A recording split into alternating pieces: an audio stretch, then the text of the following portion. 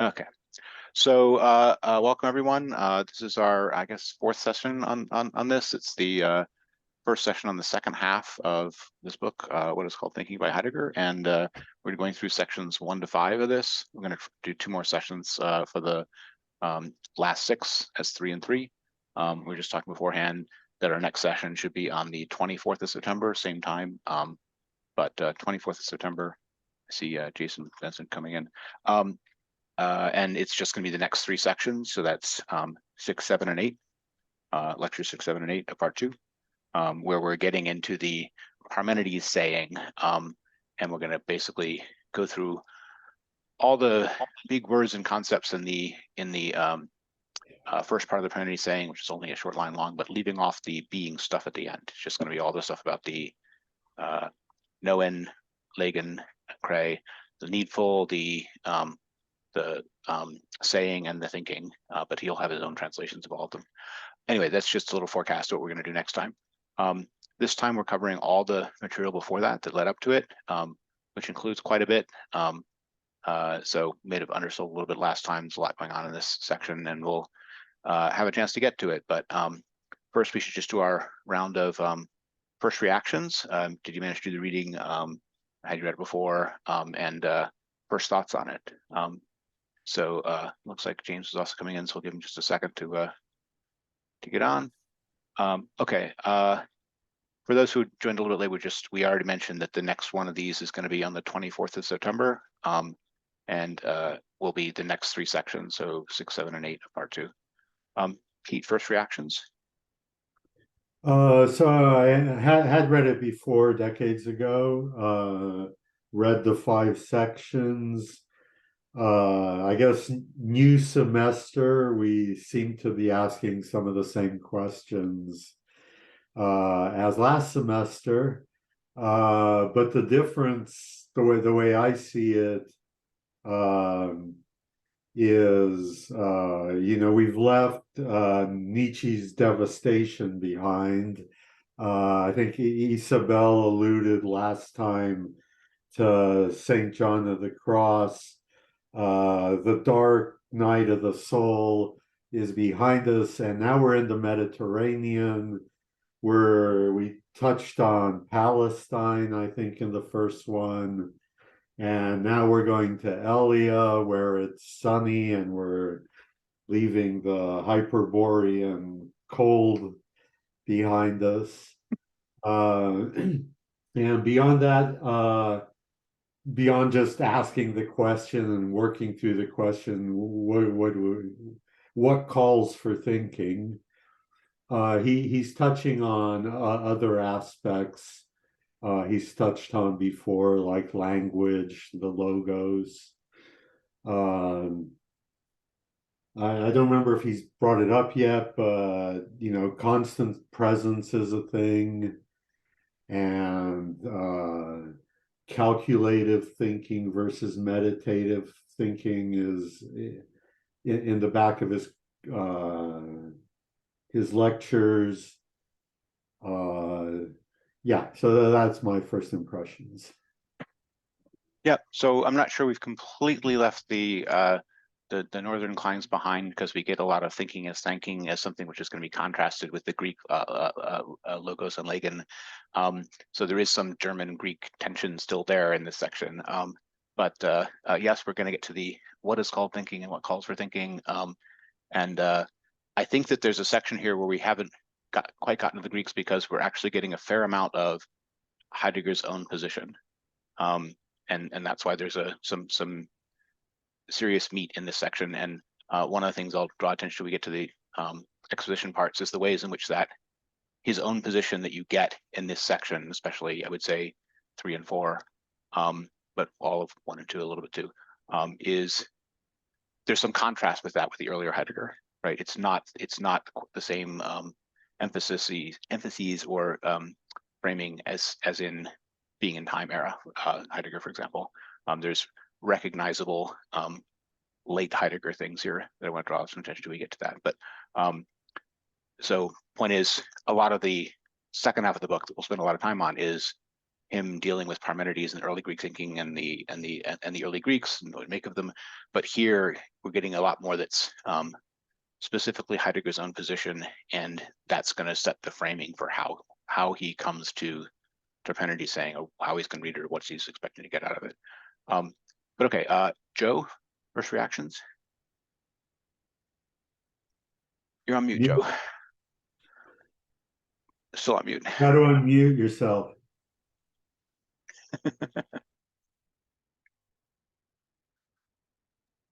There you go. A manual thing. First, are you recording yet? I am. Yes. I didn't. Oh, yes. Now I see it. Okay, good. Thanks. I find the readings here a little bit convoluted. I know that he's trying to approach this thinking thing through his 4 steps, and I was in 5 today, the last part of our reading section. Didn't finish it, sorry to say, but I'm beginning to wonder. It seems to me that we almost wasted time looking at Nietzsche so much. So I'm, where are we going here? I appreciate that 5 now. I mean, 1 to 5, as you mentioned, there's a lot of new elder Heidegger thinking, opinions in the part we have read for the past month. And I'm eager to get to understand a little more clearly what's going on here, because I found it a little mystifying a bit, but maybe I wasn't paying enough attention. So I'm eager to hear the talk today, and certainly to watch it again when the recording is mounted. Yes, fair question. I mean, so we went through all this stuff of building up to the questions about Nietzsche, and then a whole bunch of interpretation of Nietzsche, and we sort of left this kind of cliffhanger for let us learn thinking, and then like a fireworks display of here's a metaphysical interpretation of Nietzsche that is going to show you how seeing all this as being less about ethics and more about metaphysics really unveils and puts together what Nietzsche was doing, and situates him as a metaphysical thinker and all this kind of stuff. And you can ask, so what was all that for? Now that we're in the next semester, as Pete was in, and we're starting off with this title question of what is called thinking. Why didn't he start here? What did we get from going through Nietzsche? So it's a fair question. We can address a little bit as we get further on, but just a first take on it. Remember back when we were introducing Nietzsche, he introduced him with the thing, once you found me, the difficult thing is to leave me, right? Or to lose me again, right? And Heidegger was presenting the examination of Nietzsche as an example of thinking, as what was going to count as thinking, but also as a way of overcoming or sublating, or aufgeheben in German, right? To transcend Nietzsche, right? To understand him enough to assimilate him, understand what he was saying, but also be able to put him in a box, so to speak, and move beyond him, and not have to think the Nietzschean way. So it's a matter of assimilating, and then also getting beyond, getting free of Nietzsche. And why is that there in the whole first half of the course? Because part of that is meant to be both an example of this kind of overcoming and thinking in the first place, but also he thinks that the people coming to the subject may need that kind of freeing from contemporary thought, and Nietzsche is an example of that contemporary thought. So he's clearing the ground of, we have assimilated, the deepest of contemporary thought, as at least what conventionally understood at his time, but we've gained an inner freedom from it. So now we can look at things ourselves without being dominated by this past. And we've also learned the example of what it means to free oneself from the past by assimilating it, by fully understanding it.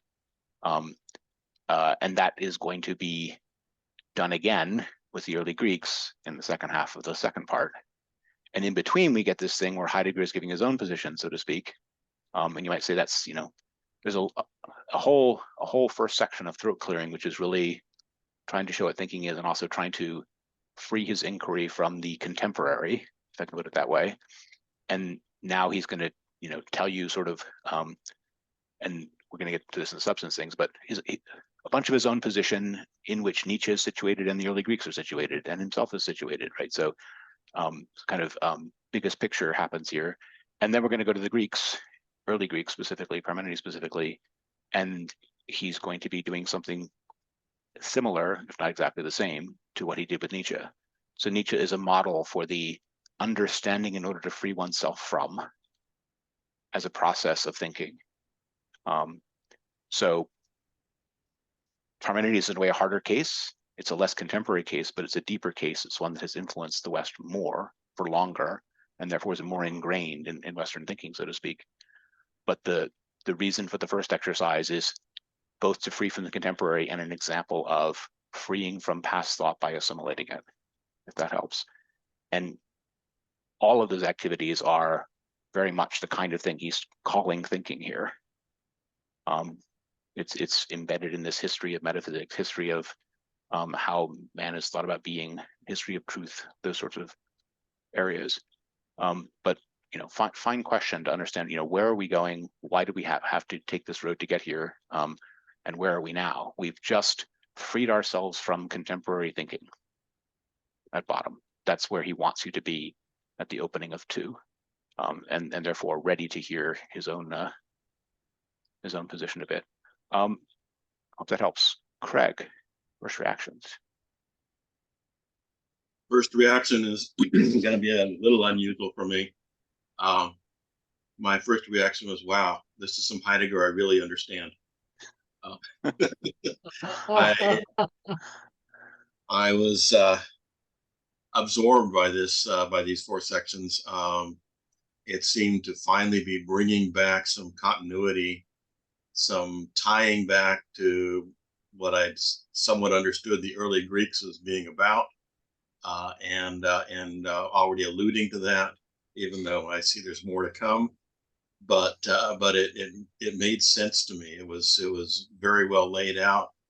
The exposition on thanks, which I've always used the word gratitude, which comes close to it, was just absolutely wonderful. Bordered on understanding the poetic, understanding the relationship aspect of it, and so I was really taken by it. So that's an unusual first reaction for me with Heidegger, but this is quite simply the best Heidegger I've read, and I was very impressed with it. And he stayed away from playing with technology too much. He did a pretty good job of dancing around science in a much better way than I've seen at times. So I was actually kind of pretty excited about what I read and looking forward to hearing more depth in the discussion. Wonderful. So I agree with you that there's stuff about the thanking and memory, and we learned that man has an essential nature related to those things, and the gratitude aspect that is kind of the peak of 3, and that is the 3rd lecture, and we'll definitely focus on that. I want to focus on that peak of 3 the same way we focused on the tree back in part 1, right? It's one of those characteristic Heidegger moments, and I agree with you. It's a sort of an important peak to appreciate.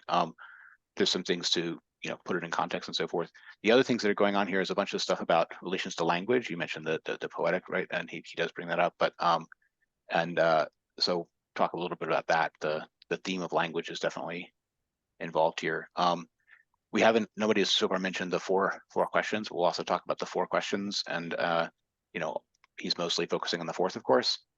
I want to draw a little attention to the fact that he focused on the 4th rather than the 3rd, but we'll get to that in my part of it. But I agree that there's stuff here which is both very clear if you have ears for it, so to speak, and is very direct about some of his own highest standards, especially in 3 and 4. There's going to be some applications of that to how he sees, history in the West and so forth.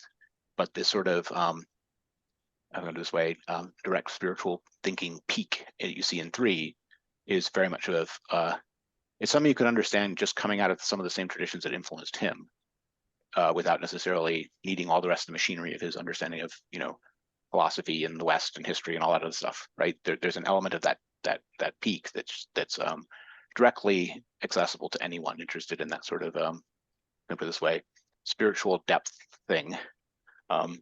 Okay, Dan? Yeah, so I did the reading, and I read the chapters the previous few days, and I read the book a few years ago. So I think what my impression is like yours. It seems like he's preparing the ground to bring being and to thinking in that context. So he's kind of in the first part of the book he deal with modernity, like try to take that away, and now he's still dealing like there is logic, there is science, is technology, and he's going to deal with those next to show that the way if we understand being in or thinking in that context, it's still some not the right way, and I feel like he's preparing the ground for that and taking saying that thinking is not logic or is not science or is not what we associate with technology and so on, and he's preparing the ground for that and preparing the ground for being, and like being is the one who calls thinking and what that implies and so on. And I'm also surprised how much stuff is there, like almost like being familiar with Heidegger, there is so much stuff and it's almost every sentence, and it seems like he's bringing everything together here in this book. Like that's it for now.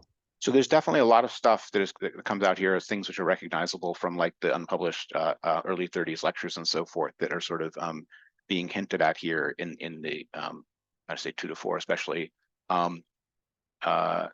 He is setting up the discussion of logic, but not primarily by engaging with logic in the modern sense. He wants to engage with it in the deeper, fuller Greek sense, something like that.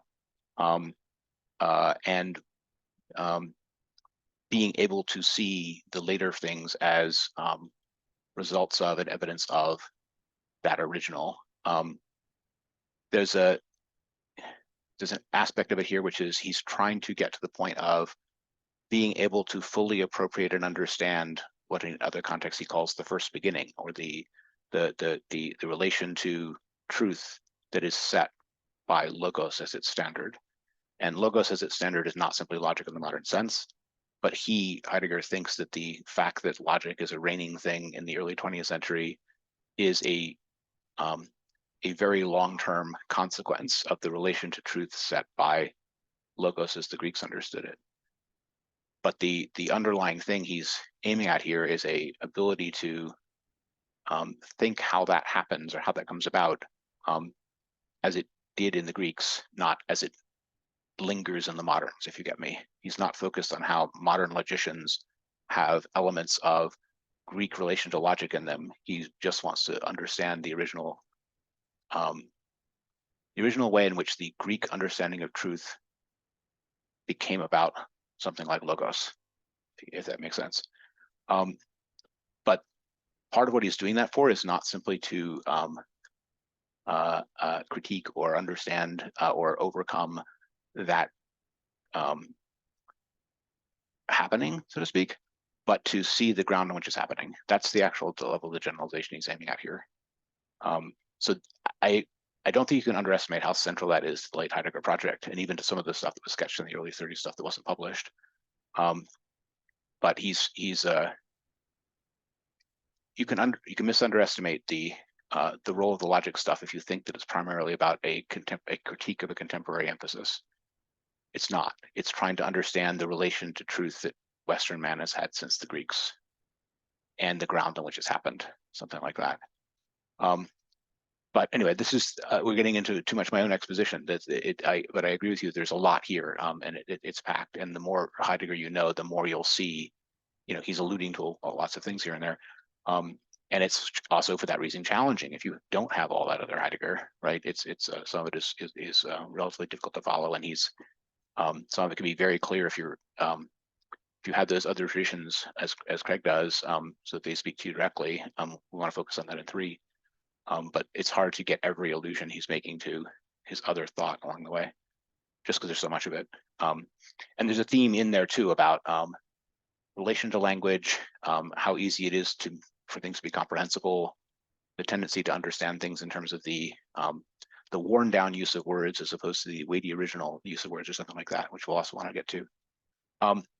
Okay, good topics to make sure we get to when we get to the whole stuff. Christian, I don't know if you want to jump in with, did you manage to do the reading and first reactions? Hi, yeah, can you hear me all right? Yes. Great. Sorry, go ahead. Did actually do the reading. Believe it or not, uh, I left on one of the videos like 2 days ago. I just discovered this group like last week, and I was watching some of the past Gotcha. recorded lectures on. Am I still there? Can you hear me? We can. You were a little bit choppy there, but I think you got a little bit better after you went on the video, actually. Okay. All right. Yeah, I may have to jump out and jump back in at some point. But I did read the actually the whole book up until this point, just in the last 2 days. So it was a kind of a quick Yep. reading, and I'm not sure how much I picked up from it. Although I will say, so I'm quite familiar with early Heidegger. In fact, that's, for the better part of the last decade or so, I've spent a great deal of time poring over Being in Time and Basic Problems and the Kant book, all of the kind of the early corpus. Yep.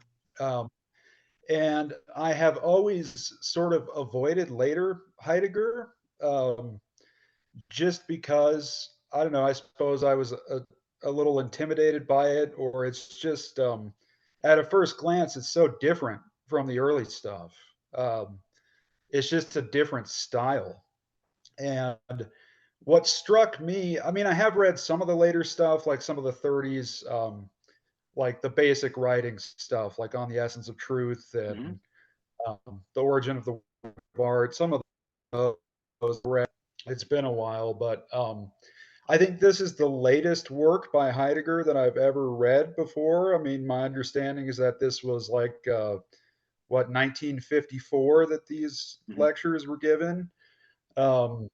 And what I was struck by initially was, there really is more of a continuity there with the early Heidegger than what I was expecting. It is a very different style of Heidegger, and I'm still trying to get used to it. But I agree with Craig that there's something about it that's almost kind of beautiful. I mean, he's obviously intentionally being a little poetic, if we can put it that way. And what also struck me was, just how intentional the use of the language was. I mean, I think Heidegger has always been a very careful thinker, and he's very careful with his language. But some of my just sort of long-standing fears of the later Heidegger, that he's just kind of, wandered off the deep end into this kind of poetic, who knows what he's talking about. I have to admit that reading this, I was sort of shaken out of my assumptions a little bit. He really was very intentional with his, not only intentional, but explicit about his use of the language. And I just found that very interesting. And like I said, my primary frame of reference is what I know of the early Heideggers. So a lot of it I was trying to sort of, read into what I knew already. So I think I picked up some of it, but as I said, I read it very quickly. So I'm still trying to catch up to Yeah, where you guys. that's fair. And the basis in early Heidegger definitely helps with this. I understand the sort of first reactions or expectations you had coming, all understandable. I will try to relate some of the stuff he's doing here to early Heidegger, both by continuity and contrast. There's a definite contrast here, to especially the Being in Time focus on, if I can put it this way, the focus on authenticity has shifted. And there's still a notion of a everyday and a level down that is being avoided, but it's being avoided for a different reason than it's not mineness, if that makes sense. There's much less emphasis on the not mineness and much more emphasis on the shallow. And this is also part of the a sort of changing relationship to language that we're also getting made explicit here. I agree with you. He's careful with terms. In the early Heidegger, he's careful with terms in a very technical way that like other neo-Kantians or Kantians would fully understand and embrace. Right? They're expecting that sort of conceptual formulations. And here he is also being careful, but he's being much more, he's choosing his words much more with a reference, with a eye towards their poetic connotations, some of the overtones of feeling in them, as opposed to just their technical use. He still can be more technical here sometimes than you sometimes give him, what sometimes might be appear on first notice. He'll talk about, you know, the thought provoking, for example, or the keeping, and these might be things which have other meanings or other things that might be you might expect to be substituted in for them in late Heidegger, but he's using them there because that's how they were arrived at. So if I can put it this way, phenomenally speaking, they have to appear as why they appeared. So he's using the term for, if something came up because it's thought-provoking, it has to remain in the conceptual form. Whatever is thought-provoking, what is thought-provoking to be determined later, but for now, it's whatever was thought-provoking, right? So you get these placeholder uses of terms in their original signification as how they were come across in the reasoning, which if you're used to Heidegger and used to a technical thing that you can notice is a technical thing, it's a keeping the word in the scope that's already been arrived at or established or agreed, and not expanding it to everything it may finally mean or designate, because he's not assuming the reader is granted that yet, if you get me. It hasn't been established by what's been shown. So you get that kind of technical here, and it's there if you are looking for it, but it's easy to miss if you're not, if that makes sense. Right. Yeah, that's very helpful. And I did notice some of those continuities there with the Yeah. early Heidegger. So Okay, get to more of it when we get Yeah. to exposition. Isabel, first impressions. Yes, good afternoon, everybody. First of all, I remember, I noticed that you guys were talking about the weather where you are, where it's kind of gloomy with this hurricane. I just want to show you, if I can. There I am. Look how beautiful it is over here. I'm in Massachusetts. Absolutely beautiful day. Yes. Yeah. And I did the reading, but this time I didn't read it early. I waited till late. I still have my family with me. So it was a little bit hard. I had to actually get out of the house to read. So I ended up going to church, better than the library. If you want a nice, empty, cool place, go to church. So I did my reading, and I noticed that it takes me 1 hour and 15 minutes to do one chapter. Mhm. And alone, not with no interruptions. I agree 100% with Craig. I love these 5 chapters, lectures, especially lecture 5. I thought perhaps that you might have given each lecture 3 hours, because there's so much in there and really so much to talk about. It was beautiful. I enjoyed the reading. It reminded me very, very much of a little work I had been doing. I'm going back 30 years now. When I was doing research for the thesis, I read a book by Marcia Kolish called The Mirror of Language. I don't know if anybody knows that book, but she also, like Heidegger, draws on the trivium, except for rhetoric, he doesn't talk to about. So she draws on rhetoric, dialectic, and grammar. And I remember reading that, loving the rhetoric. She said Dante was the poet of the rhetoric. I loved the dialectic. She said Thomas Aquinas. But when I got to grammar, I was so disappointed. She talked about Saint Anselm, who was the epitome of grammar. And because I was looking so much forward to see the difference between verb and noun, I thought that was where the really gist of the grammatical understanding of language and of phenomena and of ontology was. No, nothing of the soul. Sorry, but Heidegger does that here. So I absolutely loved it. Let's see what else. Nope, that's it. Okay. I've written, that's about it. I'm looking forward to the rest of the lecture. Thank Okay, you. great. Thank you. So Jason Benton, first impressions.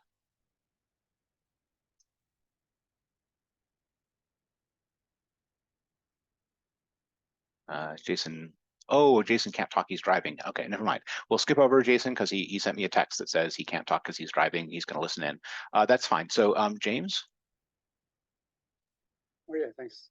Yeah, I read the all 5 chapters. I thought it was interesting. It helped me think about the contrasts with Nietzsche. The Nietzschean way of thinking would be more associated with the will to power, and maybe that's what possibly leads him to this kind of metaphysics of the eternal recurrence of the same. I don't know. I'm just that's a kind of a question that I'm throwing out there, if that's the right description of that difference. And so for Heidegger, his kind of thinking is comes closest to this maybe a disclosure of being.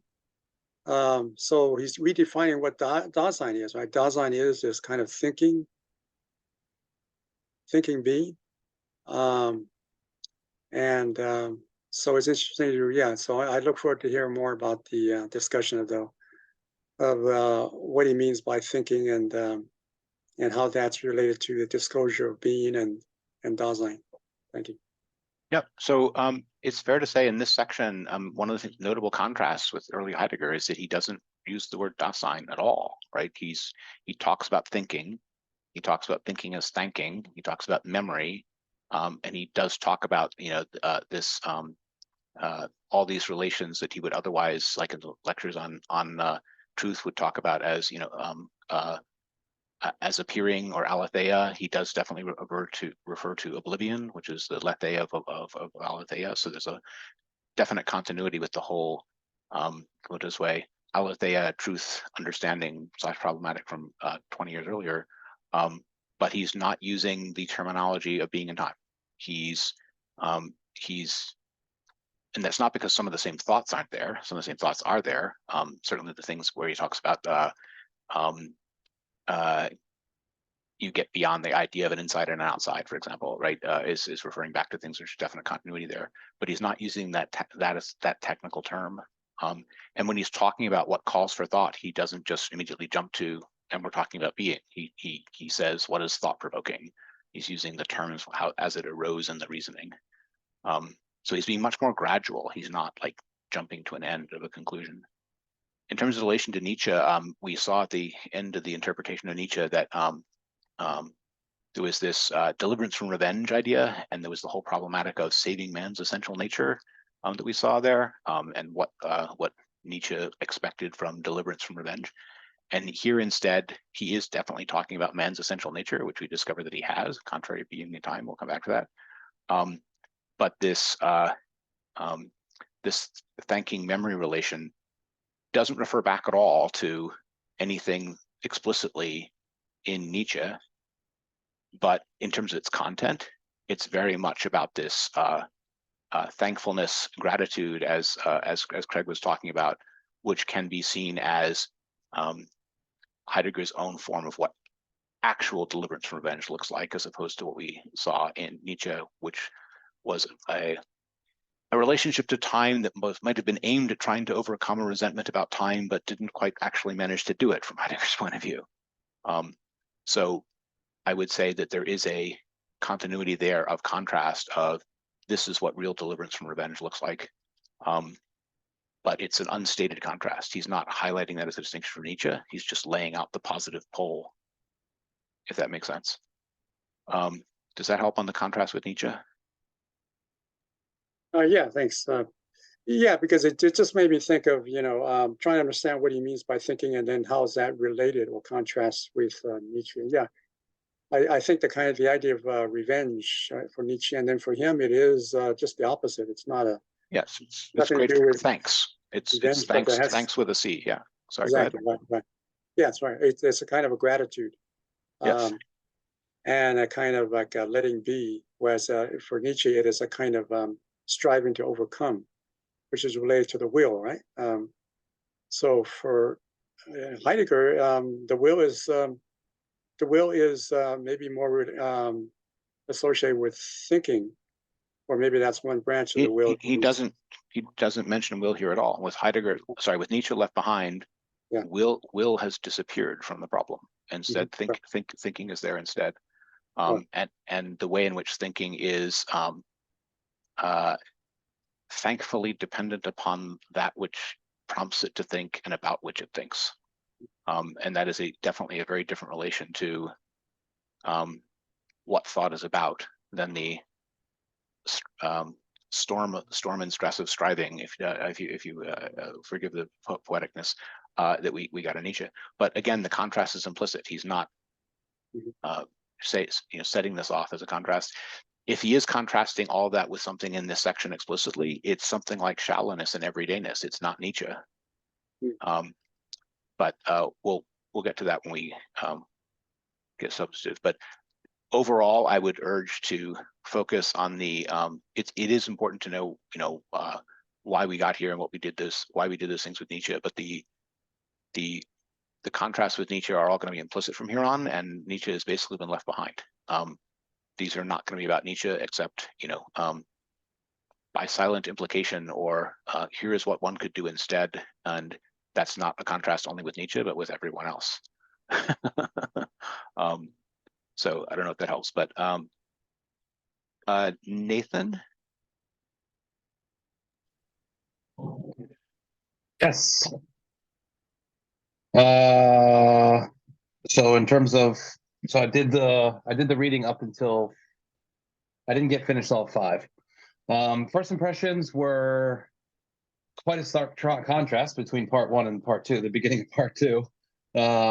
Obviously there's no exposition of Nietzsche or anything. It's just right into this different way of, thinking. So I enjoyed that.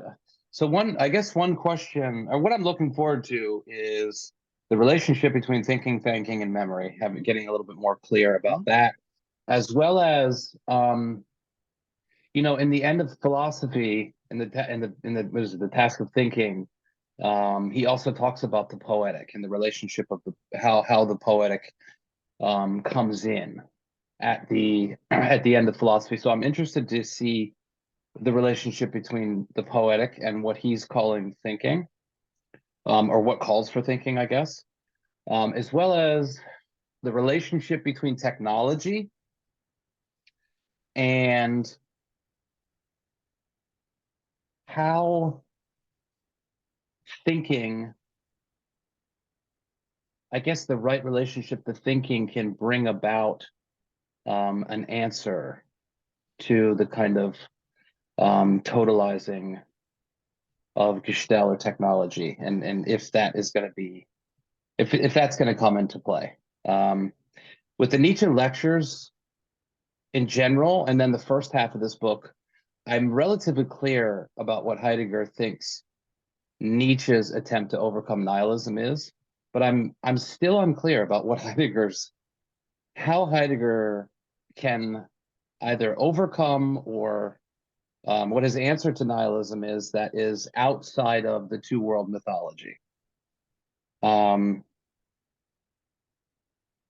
yeah, those are all more questions, I guess, than what I'm. Yeah. No, that's good stuff. It's good. We definitely want to talk about this. The core stuff about thinking, thinking, memory definitely is like the 2, 3, 4 peak that we were alluded to several times in the previous discussion. So definitely want to cover that. In terms of the relation to technology, it's quite implicit. There passing references to contemporary shallowness and passing references to logic as resulting in logistic or something like that. But it's not the explicit theme. The thing what we are going to get later as the explicit theme is something like the relationship to truth that Western man has based upon understanding thinking as not even thinking, proper thinking, the proper way to think as being related to logic, logos, legen, right? So the how one ought to think being directed towards, by, and about logos is going to be the thing which, if you like, replaces or substitutes for the Nietzschean diagnosis of nihilism or Nietzschean diagnosis of Western metaphysics, or even the Heidegger Nietzsche, understanding of metaphysics, right? He's not calling it just metaphysics anymore. He's not tying it to Plato. He's not accepting Nietzsche's diagnosis of it as nihilism. He's saying the right way to think about this is as man had a relationship to truth defined by logos. So that's what's replaced all that. And this is what he's going to call the first beginning, or the way in which there was a beginning of Western thought in the Greeks that got its directives about how to relate to truth from logos and legen, something like that.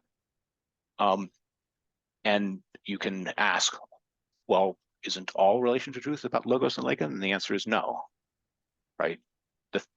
What he presents here as the thanking memory relation to truth is not simply the logos legen relation to truth. It's a different thing. And there are some elements of that were already there in the sense of experienceable in the Greeks. But that's the contrast that's being made here. The logos legen hasn't actually fully come in because he's introducing at the end of our readings here. And we're going to spend the whole rest of the book wrestling with the Parmenides version of that, if you like. But in terms of what is anything like an overcoming of nihilism, first of all, it's no longer that problematic, because the thing that's being dealt with isn't nihilism anymore, or even metaphysics anymore. It's Western man's relation to truth as it's been. That's the way it's been reframed as the thing that's being dealt with or understood. And in terms of what's being done with or about it, the answer is to understand it as the occurrence that it was and is, continues to be, on its own ground as how man is related to truth.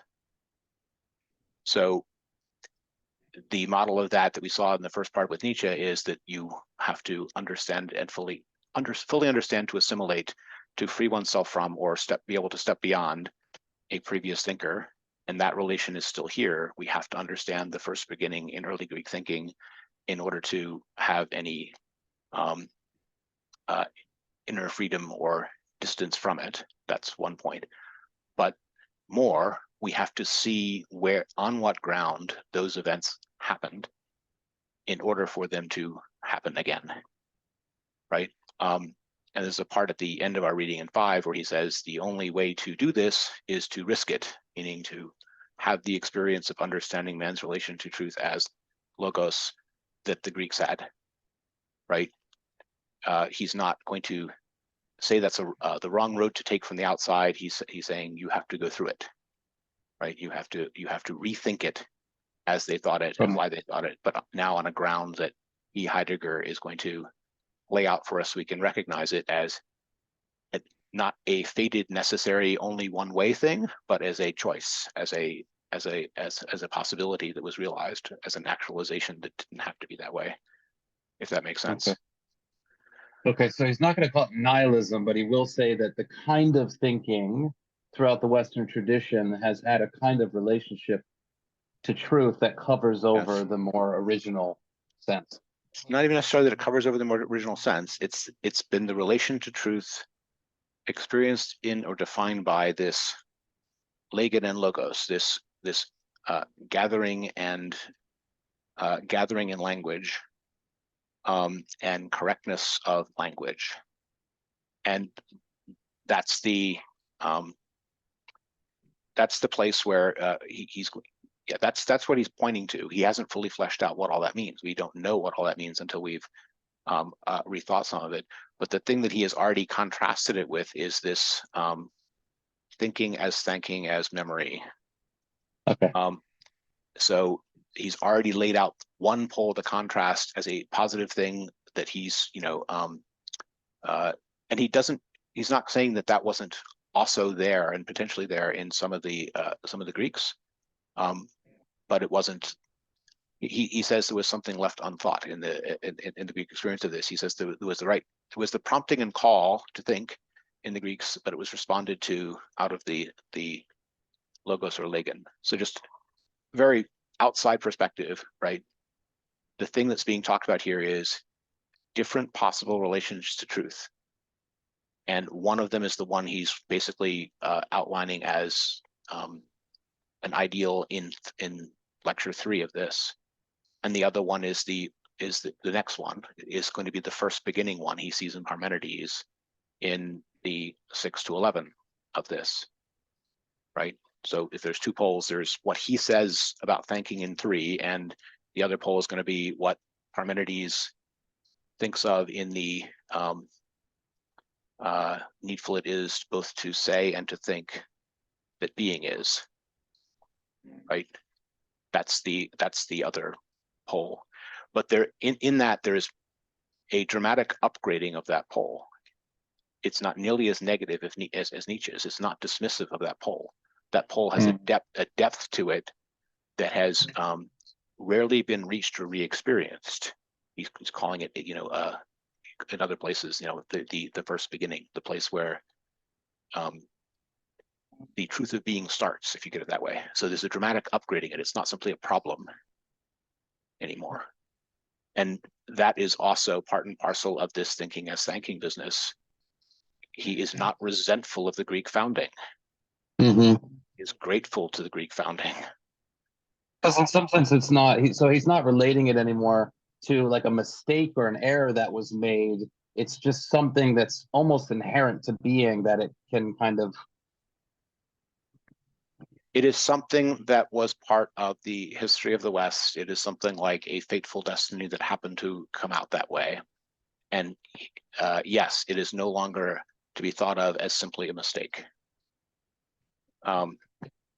So all of these changes of both the terms that are being referred to and the emphasis on them are deliberate, and they are meant to replace the previous understanding of the problematic that you got in someone like Nietzsche. That's why we had to free ourselves from Nietzsche to get here. Yeah. Cool. Thank you. Great questions. Great questions. Okay. So I want to give people just, we've gone through the round of first updates, but are there particular, I'm about to do some expository things, but before we get to that, are there particular questions that people didn't raise in the first reactions that they want to make sure we talk about? I'm not going to, I'll leave you time later to ask me, you know, what is unit this particular passage? So it's not that, but if there's broad themes that we haven't already brought up that you want to make sure that we cover, as a chance to put your hand up and say, let's also make sure we cover X. Craig. Yeah, I'd like to go back over when we get there. Page 135, where he does deal with modern science and technology a little bit.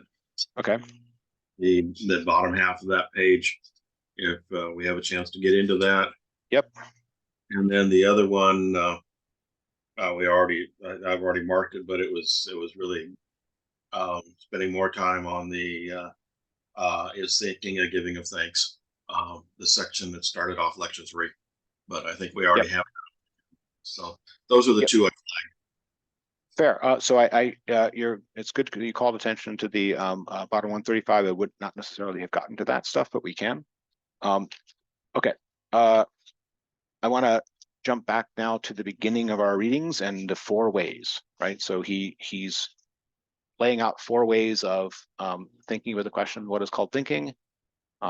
The first one is just like meaning of the word. The second one is tradition, the traditional understanding of what is called thinking, and that he says is going to be related to logic.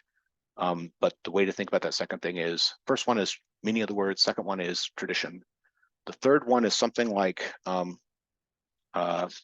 what's, you know, the right and proper way to think, right? It's about a essentially appropriate way, something like that.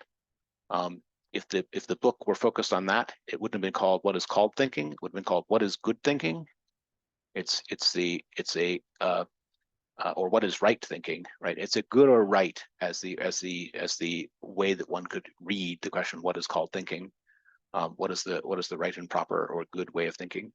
And then the fourth is the called part, the part which emphasizes the fact that it is called thinking as it has been called for, something has called it forth, what calls upon us to think. Okay.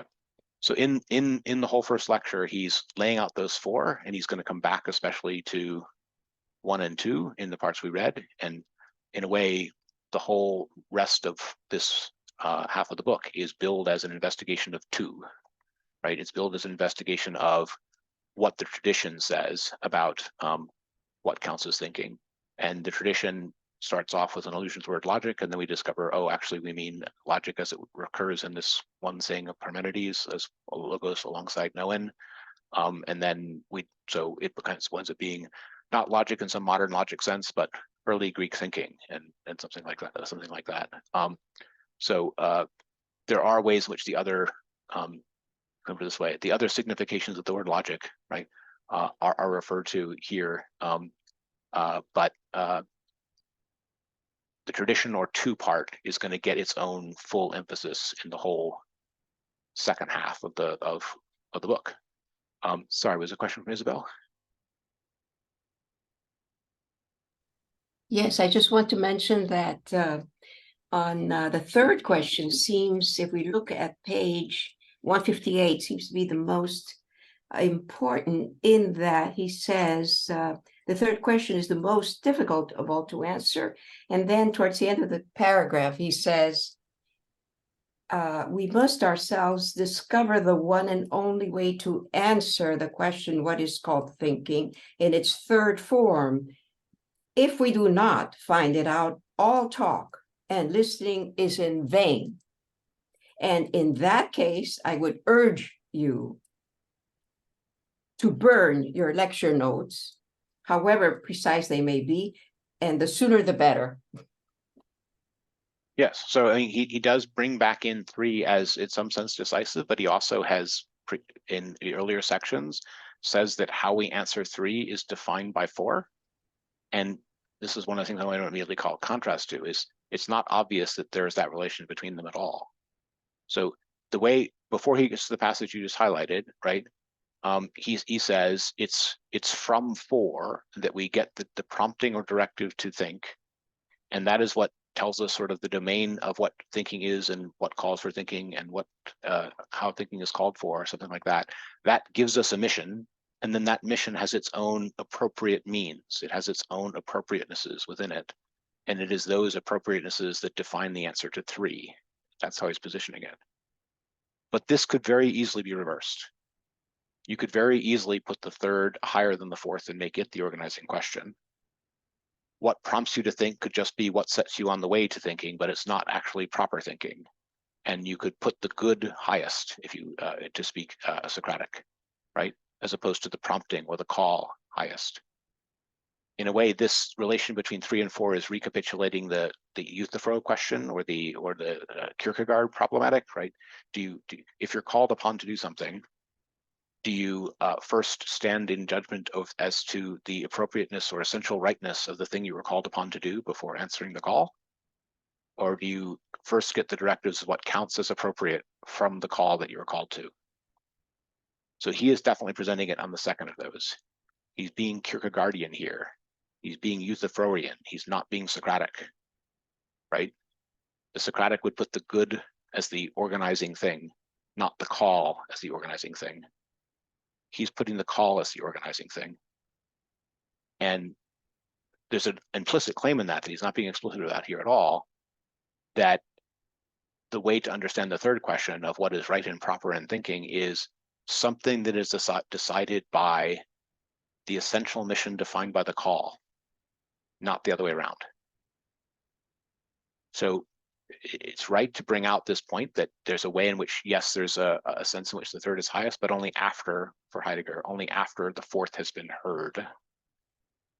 And from his point of view, it's the fourth which sets us on the way of thinking, and questions of what's the best or appropriate way to think only happen after we've accepted the mission, so to speak. Does that make sense? Did anyone else pick up on that 3 and 4 contrast and see the live possibility of reversing them? Yes, it does make sense. Thank you. Yeah. So, I mean, this to me is one of there are 2 things which are very characteristic of Heidegger's distinctive personal position in this whole section, and that's one of them. Is that the call goes before the proper. And the other is the stuff that we'll get to as thinking, thanking, memory. When we get to 3. Both of those are very, if I go this way, distinctly Heideggerian, personally Heideggerian, even personally late Heideggerian as opposed to early Heideggerian. But that the call is the organizing thing is the claim of all of one. Okay. The other thing I want to deal with in one is the call and language, because putting the fourth first is also winds up being part of the answer to one, where by one we mean what does the word mean? Why? Because he brings out that naming something and calling something are, directly related. The objection to putting the call in, as the core meaning of the saying that he puts into the mouth of an imaginary, objector, is that that's just a trick. You're just playing with the equivocation of the word call. Obviously, what everybody means by the word call is what name do we call it by? And it's just another version of the first meaning of the question. And we should just say, when we say thinking, let's point to the thing that we're talking about. And that's the only thing that call means. That's sort of the objection. And this is an objection which, doesn't want you to play tricky things with equivocation on words and wants you to stick with the plain common sense meanings of things. And call thinking just means, what does the word mean? What is Heidegger's response to this?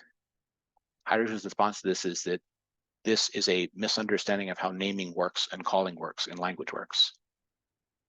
It's the other way around. Words call forth the things to think about that they designate. Calling is primary. Naming and that name's function rests upon calling.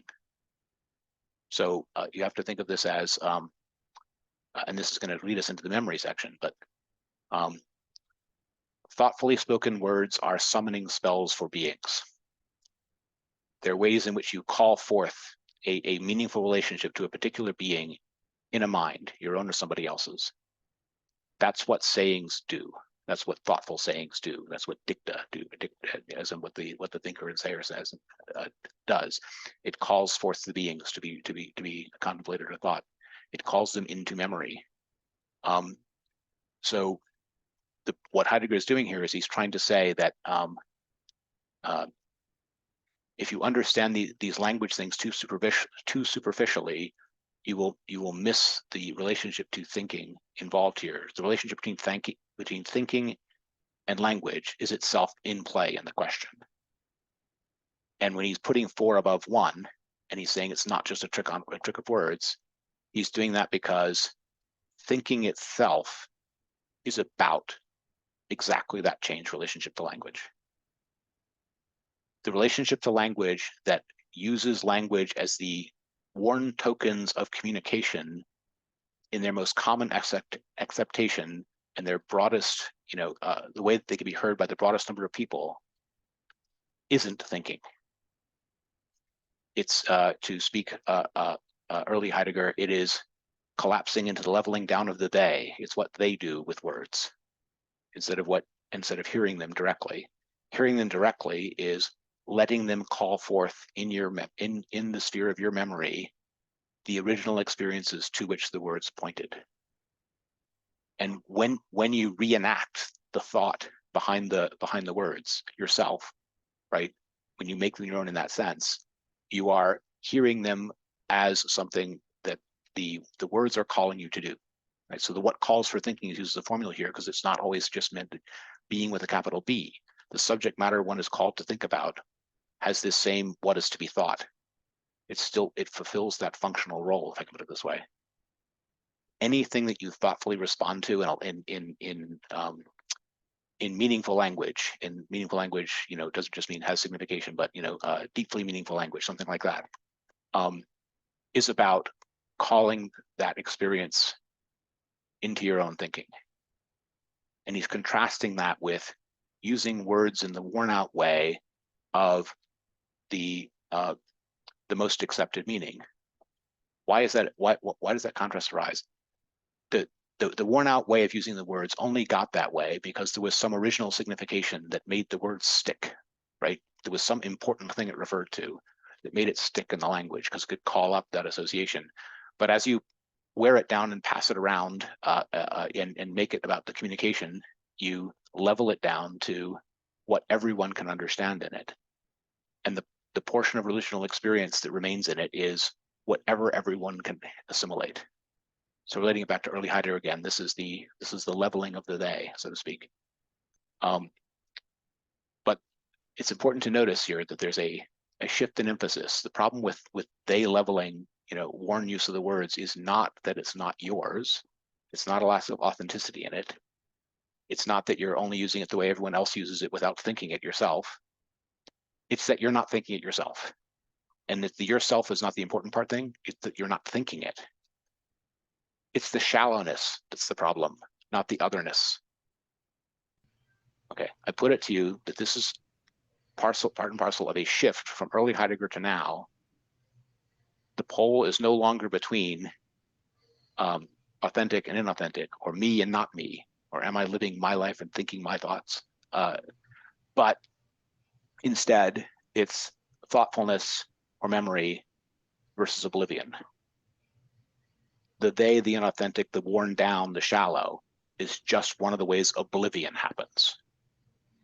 You're forgetting what the word originally meant. You're not letting it call forth the experience that originally freighted it with meaning. That when it was poetry, when it was the dicta of a live thinker, and when it was felt with that impact, right, then it was actually eliciting the beings. And when you thought it, you were paying attention to those things, and you were bringing those things back into the sheltering of the memory of your thinking them. You made those beings be again in your thought when you paid attention to them. If instead you're not having that experience and you're just using it as a shallow piece of currency to pass one hand to the other without the thought occurring again, that is a way in which that thought, that original thought that was behind the words, disappears. It's one of the forms of oblivion. It's one of the forms of forgetting. So the accent is not on the not meanness of the shallow use of words. It's on the missing the thing originally talked about, the oblivion in it. So the contrast is memory oblivion. Dan. Yeah, on page 118, he says there, to call means to call into arrival and presence, to address commandingly. Yes. So I agree with you. This is kind of a very core shift in Heidegger, and very difficult. Like for me, I remember looking back is like trying to understand Heidegger, like to change this kind of like ontology. We have like commonly we have this like things are there, we put a label and we just use a label to recall them or whatever. But Heidegger saying here, like actually the words are bringing these things into being. They make them arrive, and that was there at the beginning. And as you said, we forgot that, and that's kind of the poetical against the kind of the technological and modern approach. And he's trying to bring that into focus here. Mostly agree. Even the technological approach is a way in which beings arise and appear. But yes, there is a contrast that's sort of original and poetical. The other thing I would say here is, the other thing you just said that is right, is that the arising, appearing of the beings, where is it happening? Go back to the tree and bloom example, right? Is it happening just in the minds of the thinker? Is it actually happening on the earth, right? You could easily read this stuff about the words makes the beings appear in a very subjective way, right? That being only happens in the minds that think it. And there is that reading here, but it's not Heidegger's end intention. I'm not going to do this that way. But you first have to be able to read it in that subjective way. You have to be able to see that in that subjective way to get what he's talking about here. He's saying something like, when it comes to the meaningful sayings, they live, are alive, are instantiated, actually occur when thinking beings that can think them, right? There is something that is given to the thing thought by the fact that it is thought. This is part and parcel of the adage, pay attention, right? When you pay attention to something, you are giving back to it something that it deserves, because it deserves to be paid attention to. There is a a proper interaction between the importance for thought of the thing that is being thought and the mind that is thinking it. We'll get to that when we get to the man having an essential nature, which is kind of peak of 3. But this is related to this, that there's a thanking aspect of the thinking of memory. There's something in the things that are under discussion here, the subjects that are under discussion here, that deserve to be thought. They deserve attention showered upon them. They deserve respectful concern, something like that. And when they get it, there's an appropriateness to that. And there's also a thanking in that. And this is the implicit contrast of all that is to thinking being for the sake of the ends that the will has set for itself, independent of anything related to the things thought or anything about truth. Dan? Yeah, and also to me, this is kind of why the number 4 is more important than number 3. You need to first to be there, do it, and then you try to figure out what's the proper way to do it and the appropriate way. But it's what's important is to be there and do it, to call them, to be in touch, to like what he calls in previously being there. And I agree with you that that's the position he's taking here. He's also taking the position that like the important thing is to set out on the way. And if you set out on the way, you will discover what's appropriate on the way by doing it, right? You will learn the proper and the improper of thinking by thinking. And it's completely unstated here. He doesn't allude to it all, but there's an implicit kind of critique of the proper thinking first that will keep you from setting out on the way. You'll be paralyzed by what's the proper way to think and not take the first step. You have to be willing to do it improperly, to be doing it at all, something like that. I don't think that fully addresses the sort of put it this way, the Socratic rather than Kierkegaardian response to calls, right? Which is to decide whether or not they deserve to be listened to before following them, something like that. It doesn't fully dispense with that. But you're right that his position is first set out on the way of thinking, and then you'll learn what's proper and improper in it. But that aside, is this relation of calling words, the meaning that words have, memory, and the beings that's being laid out here? Is this completely incomprehensible to people, or is it clear or obvious to people? It's very hard for me to tell. Christian. Yeah, I just wanted to jump in with this thought. When I was reading that passage where he's talking about the sort of the worn out language, Yes. it reminded me, I don't know how many of you have ever read the Nietzsche essay on truth, but Nietzsche writes this essay on truth where in one line he compares truths to old coins that have had the faces worn off. And I think the idea there in Nietzsche is something like these sort of linguistic propositions can become these just sort of useful abstractions as a form of currency. And that, that in a certain way, it's as if the relationship to the true can be severed or can be at least corrupted if it just becomes a matter of what becomes customary or pragmatic or useful for us. And I wonder, especially, I mean, with the focus on Nietzsche in these lectures, I wonder if Heidegger had something like that in mind when he was talking about the sort of the worn out use of language. And I kept picking up on aspects here, sort of contrary to early Heidegger. He seems to be railing against this kind of overly pragmatic view of things, that the focus on the era of technology that we're in, and that something is true if it suits our purposes. Did you pick up on that? Do you think the connection there is maybe the Nietzsche point? So it's not primarily about Nietzsche, but you're right that he is definitely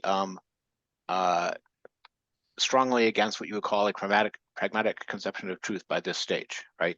the conception of truth is very much separate from anything like an early equipmental contexture understanding of meaning or something like that you get in sort of being time layer, which you could read as a much more similar to Nietzsche, truths are the kinds of errors without which creatures like us cannot live, sort of understanding of truth, right? But I think this is slightly different from this oneness of the thoughts business. In the essence of truth stuff on Theaetetus, the thing that Heidegger was always trying to emphasize was the way in which truth was a kind of intellectual perception. And the critical thing for him in that is that it is it requires a transpiring in time to a mind, right? It has the character of an arising, appearing verb, right? It occurs as an event, right? And what is this contrasted to? This is contrasted with the idea that truth is a property of the proposition in someone like Aristotle, or for that matter, someone like early Wittgenstein, right? That the thing which is true or false is the arrangement of the words, right? So if truth or false is a matter of the proposition, then you can pass around like coinage. You don't have to have a prior experience in order to hear it again, right? The true proposition that follows from the other propositions around it, its truth is independent of ever being thought by a mind. You can teach it to a machine, right? It doesn't require any noetic perception, any noetic intuition to be the truth that it is. So that sense of truth is the one that he's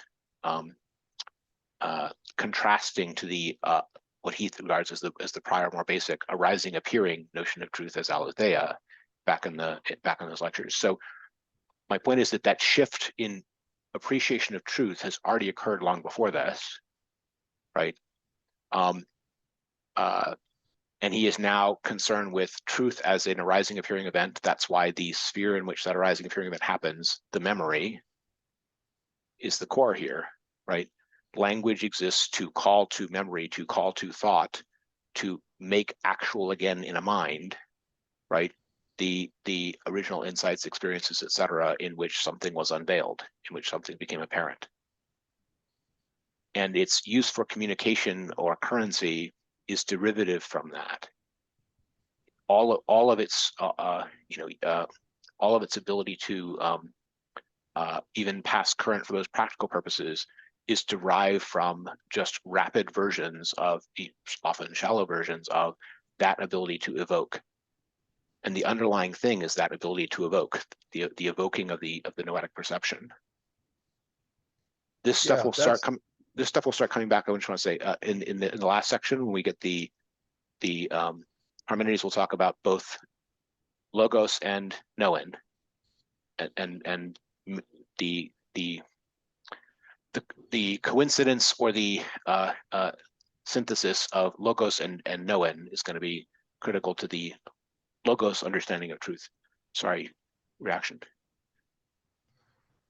Yeah, that's very helpful. I just, he said multiple times in these lectures that language is not a tool, and sort of very consciously maybe distancing himself from somebody like Wittgenstein or that sort of a tradition. So yeah, I think that's very helpful to point out that at this stage in the game, he is viewing the sort of pragmatic value of language as far downstream from kind of the original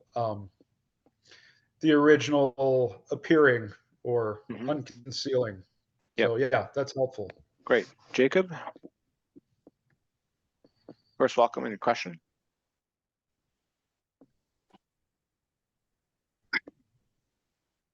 Go ahead, Jacob. Yes. So what is thought?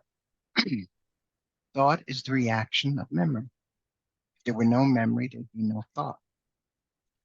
Now, the question is, where's the thinking coming from?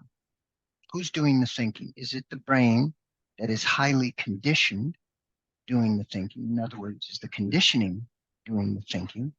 Or is the brain that is totally free of all conditioning, all programming, all filters doing the thinking? in which case it will become rational thinking, coherent thinking, sane, holistic thinking. So where is the thinking coming from? Who's doing the thinking? Is the mind doing the thinking? The mind being the conditioning, your beliefs, your ideas, your nationality, your culture, right? Doing the thinking? Or is it the brain that is free doing the thinking? And language is a poor substitute for true communication, right? Because you're not feeling connected and in communion with all beings, you then rely on language, right, to communicate. But language is very superficial. Words are symbols pointing to something which is happening, right? The word is not the thing itself. The description is not it. Ideas are abstractions. They're not it. They're not the thing that's happening, right? So you're not really ever in direct communication, connection with what is happening. There's always all these layers of filters, right? So, and then that is doing the thinking. You get it? The filters are doing the thinking, which limits perceptions, right? And it shapes and colors, twists everything, distorts everything, right? According to its own recognizing system, right? Background, active memory, right? So the question becomes, can the brain free itself? How does it do it? How can it free itself from all filtering? From the interpreter, from the experiencer, from the chooser, from the observer, right? How is this to take place? We can inquire into this. Because without that, there's no clarity, there's no lucidity. Without freedom, we cannot learn. The brain body must be free in order to investigate, explore. Otherwise, it's trapped in a cage. It's locked up in darkness and ignorance, inattention.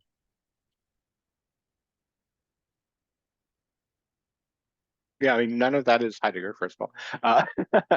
But you know, No, Heidegger doesn't. It's more along the lines of this way, the Kantian or neo-Kantian version of the problematic. Back in the Tree and Bloom example, or for that matter, back in Being in Time, Heidegger was very clear on that he rejects the notion that the mind is in any way trapped in its projections, and that is instead always already plugged into the world. And that he does see there as being something which is fundamentally free in the mind, or free in Dasein, but free for its own possibilities, which includes all the things that do indeed shape it. Those are not distortions. They are the access. Those are. Let me finish. Those are not distortions to Heidegger. They are the way in which access to the meaningful actually occurs.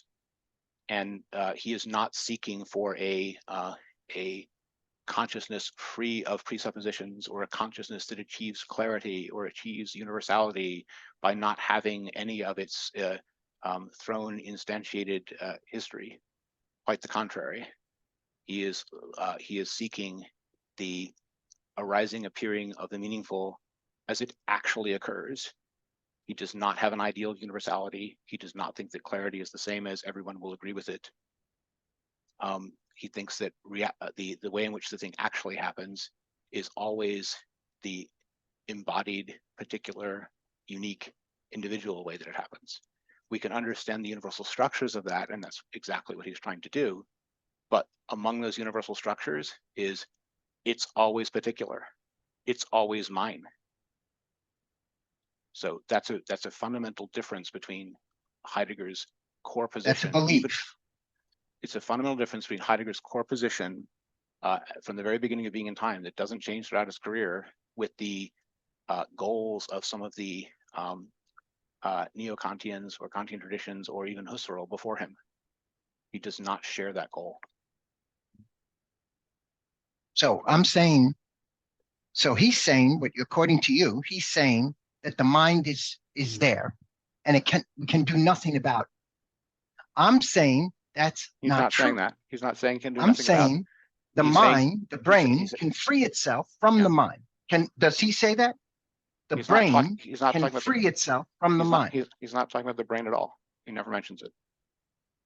He's all of the things that are being discussed are on the level of mind, right? The question is whether or not mind Can the needs. mind come to an end? Let me finish.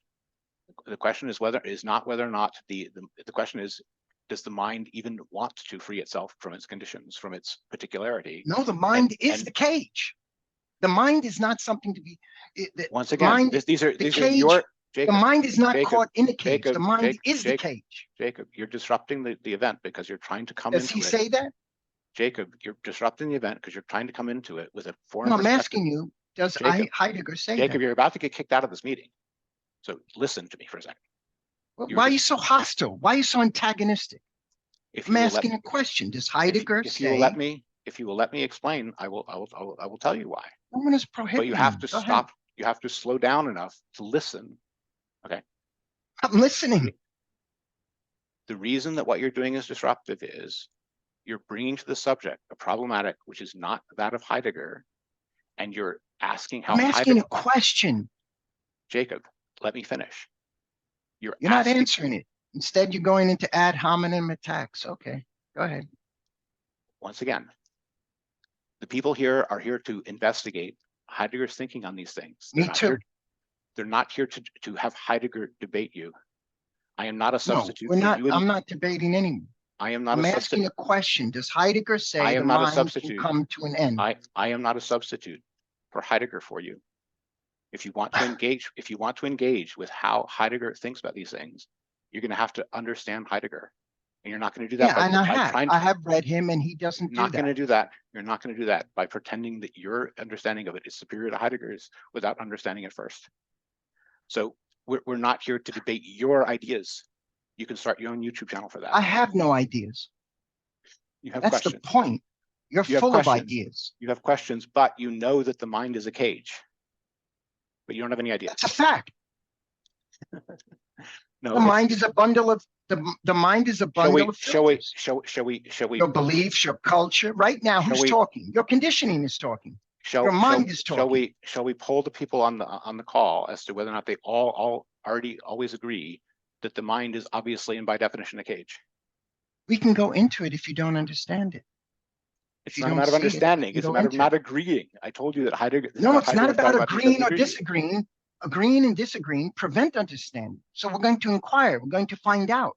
You cannot proceed on the basis that everybody agrees with a proposition that they don't agree with. No, don't agree with it, meaning find out, explore. It's a verbal statement.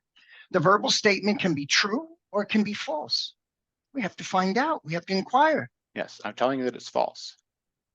Then already then we can't, the investigation is closed. The minute you say it's true or it's false, we close the investigation. Yes, that's what I'm doing. It's happening now. In other words, it's happening now.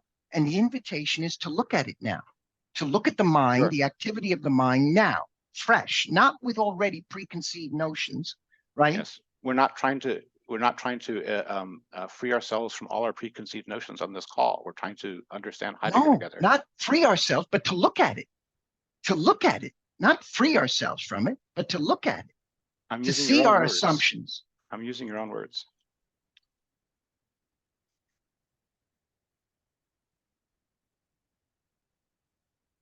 I simply asked the question that Heidegger, does he say the mind can come to an end? And you're saying, no, I agree. He said, he doesn't go into that. He certainly says mind can come to the end of the being towards death section of being in time, but that's not the original question. You said, can the mind free itself? Can the mind free itself from the brain? You even said, and Yes, I said, and you then never there'd be mentioned pure beingness. When the mind comes to an end, then there'd be beingness for the very first time. Prior to that, there's no beingness. There's only becomingness. Okay. The mind is the movement of time. I think It you need your invents own the illusion of time. I think you need your own event, and you should just go invite people to your own event. I think we're done. I guess you don't want to engage in dialogue. Okay. I'm fine with engaging dialogue on the actual subject matter of the call that everybody else here showed up to hear about. but not yours. You should have your own YouTube channel or your I own have no meeting about mine. this. Good. You can just go be being itself somewhere. Okay. Sorry for that. Does anyone think that I'm being unfair to Jacob and that we should derail where we're going for this discussion, or is everyone content to get back to talking about Heidegger? Okay. We can move on. Okay. Let's Thank get you. back to the Heidegger. Yeah, let's get back to Heidegger. All right. Thank you. Sorry for that. Jacob, you're welcome to listen. Okay. So someone want to remind me where we were before that happened? We were talking about the thinking and memory, right? I know the main thing I wanted to get to next is this peak of 3.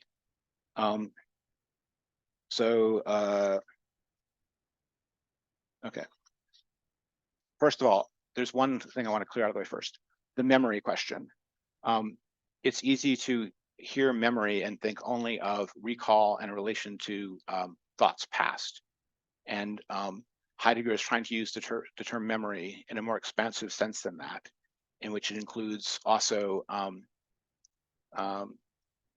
put it this way, the impresenting of sense of future, the impresenting of sense of past, and the impresenting of the present, right? So it's meant to be a more like a general content of the attention, something like that. Was that clear to everyone, or is anyone here still thinking that memory connotates past specifically? Can I assume that we understand that memory is meant to be an all ecstasies of time structure, not a just past ecstasy of time structure? Okay. Okay.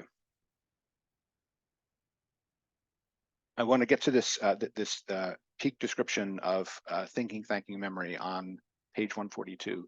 But beforehand, I want to bring out another contrast here of essential nature. So we're learning in 2 to 4 that Heidegger is telling us that man has an essential nature. And I want to contrast this with early Heidegger for a second, because you can certainly read the early parts of Being and Time as saying man doesn't have a nature. He has a history, right? That his essence lies in his existence, or he doesn't have an essence, not thing-like. In early Heidegger, that's almost contrasted with having a nature.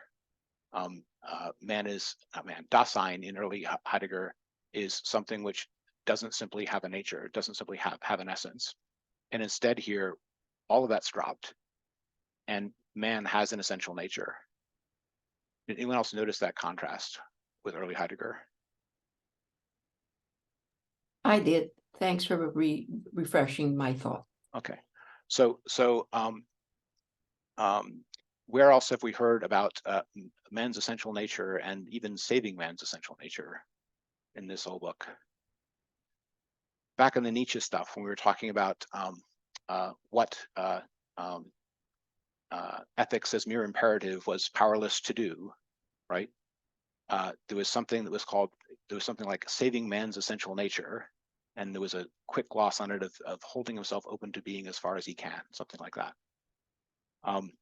But this that man has an essential nature, and maybe even an essential nature that is subject to something like a need for saving, I put it to you, is new in later Heidegger. It's not something we had in early Heidegger. There was certainly a structure of Dasein or something like that that could be read as a philosophical anthropology, or as a nature, if you took all of them collectively. But here instead we have a man's essential nature. Okay. What is that man's essential nature? It is obviously something like thinking, right? It's the subject under discussion here, but man is the thinking thing, something like that. But now there's 2 senses of nature we have to contrast it for ourselves. There's what all of us are like, the kinds of thing that we're capable of thinking, and there's something like the actual realization of that highest potentiality, or something like that.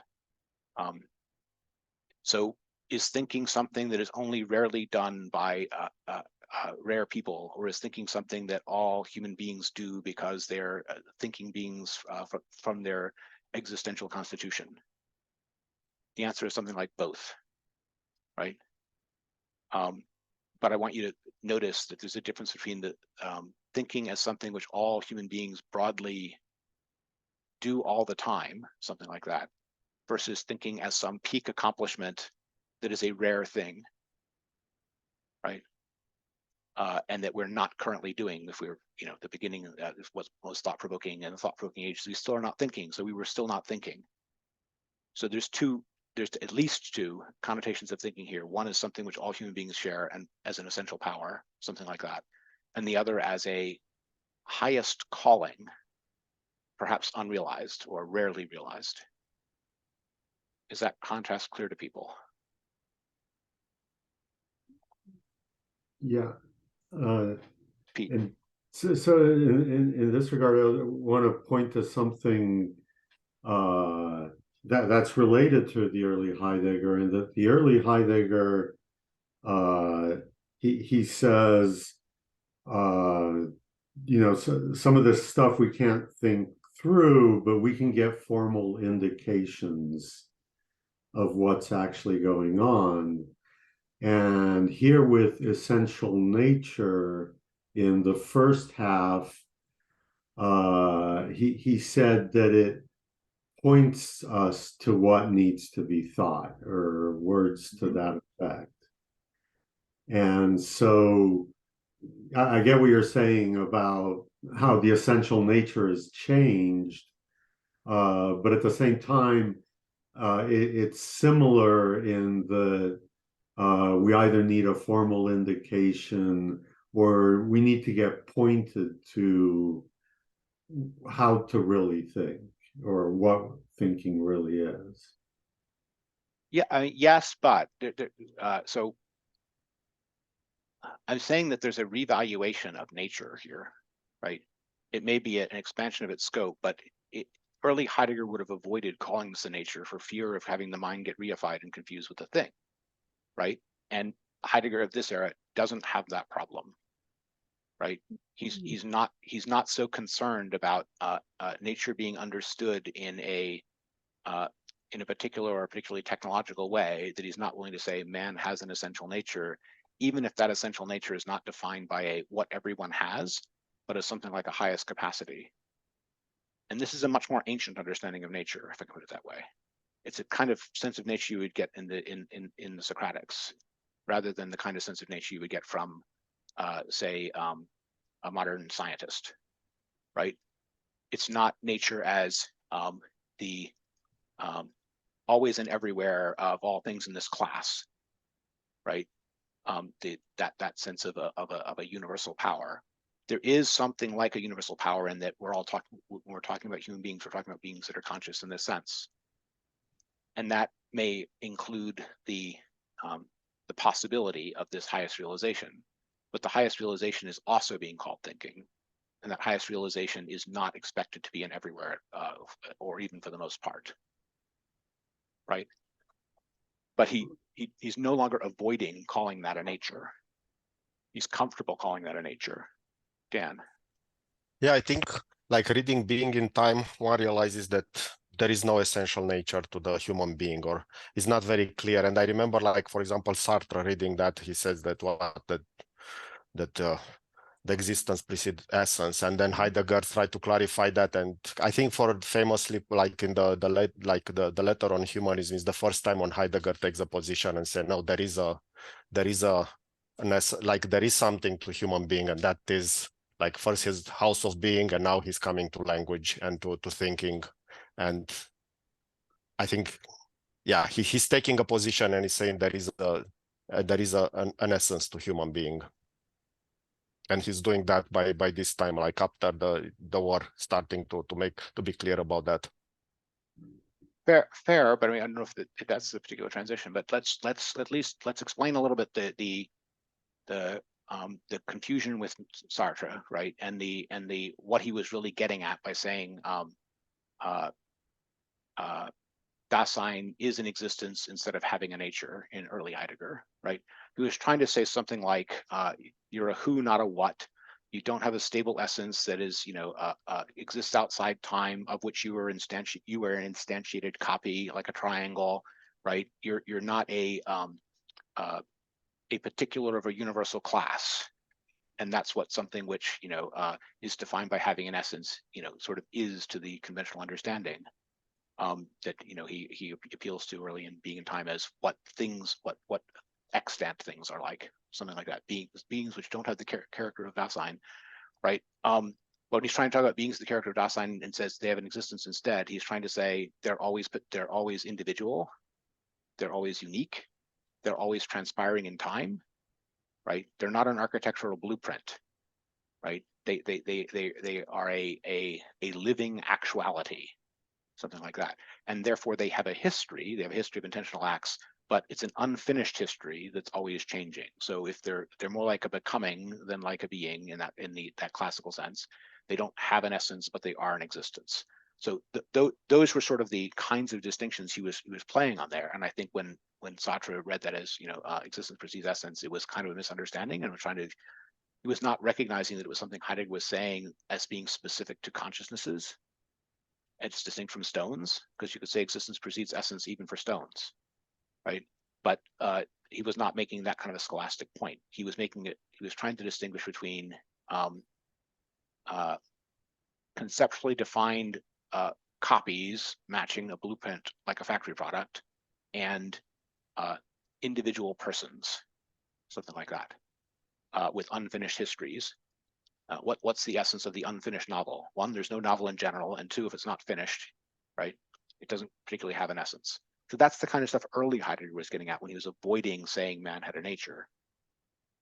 Now, that said, all the structures that he's laying out in Being and Time and Basic Problems, all the invariants, the existential invariants that are true of every Dasein, right? All the always alreadys in each case, and so forth, language he uses, those still are something like a nature, and as previous philosophers would understand it. He wasn't committed to the proposition that there wasn't a human nature in that sense. There are some people who read him that way as saying that all those things were, I've put it this way, contextual or depending upon the particular things which are meaningful to you, so that the things which are laid out as the fundamental existentials of Being and Time might be different for someone with a different background than his, right? And the fact that he finds conscience in it, may have something to do with his own,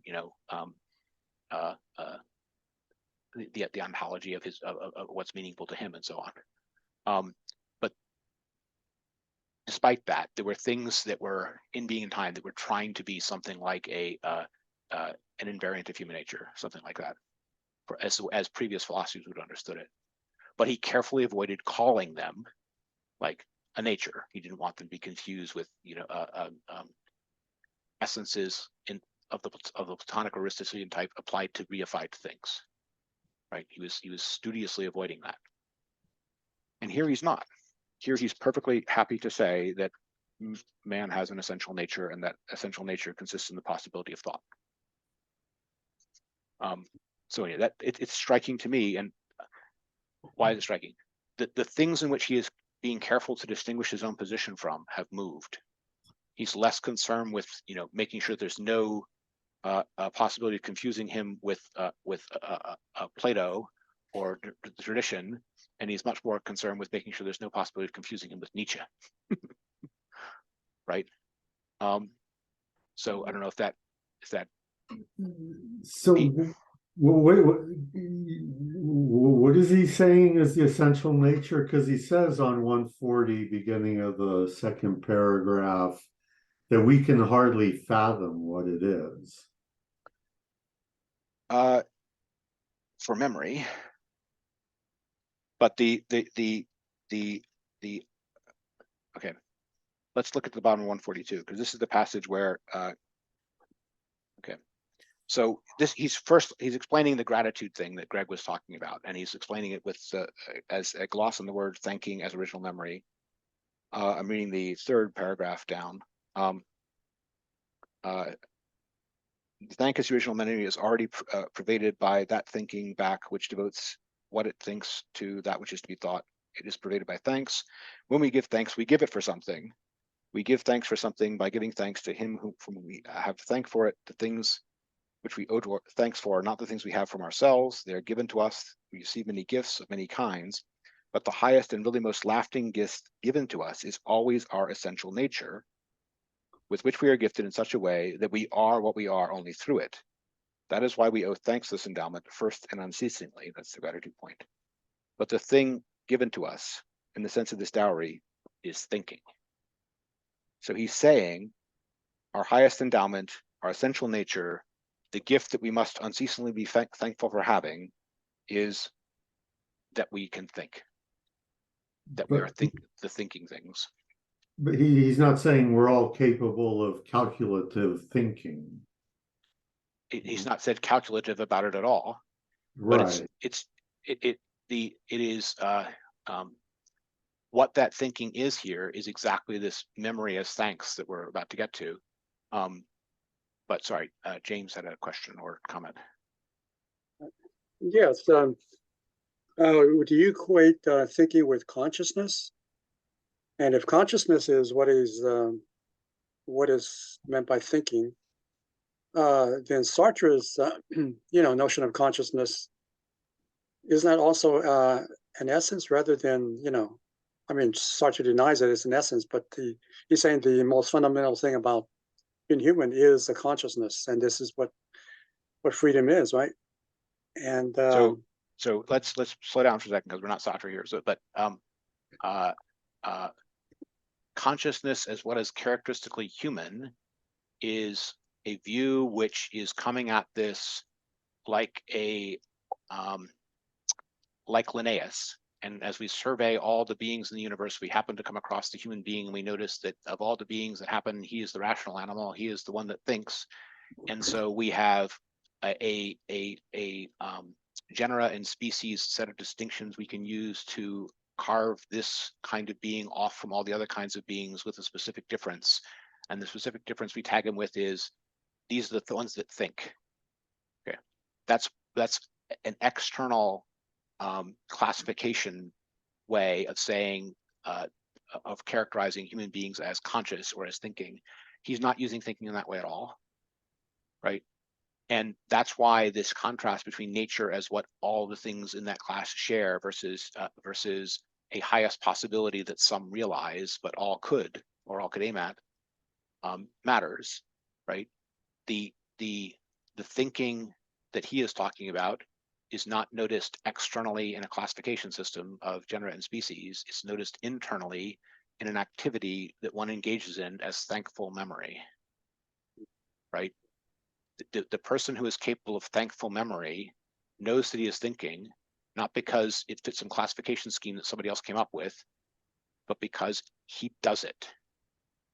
He knows that he does it because he's done it. If you have thankful memory, you've thought, right?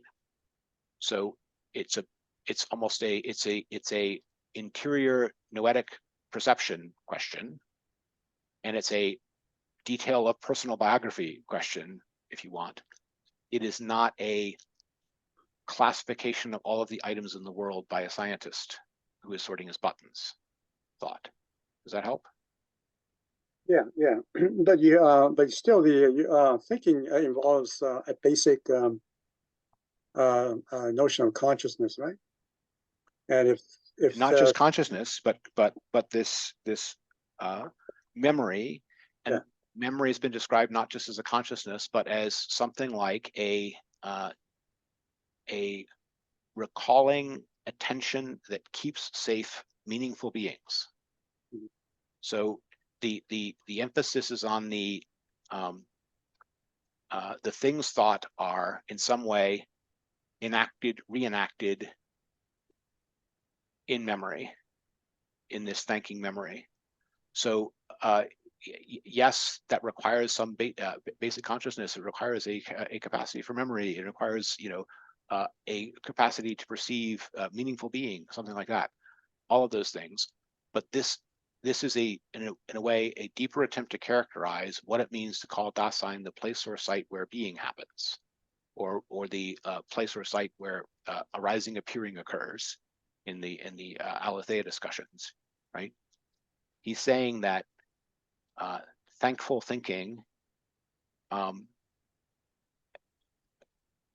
remembers the beings, and remembers the beings is paying attention to them, rethinking them, remembering them, and that is what gives them the being that they have.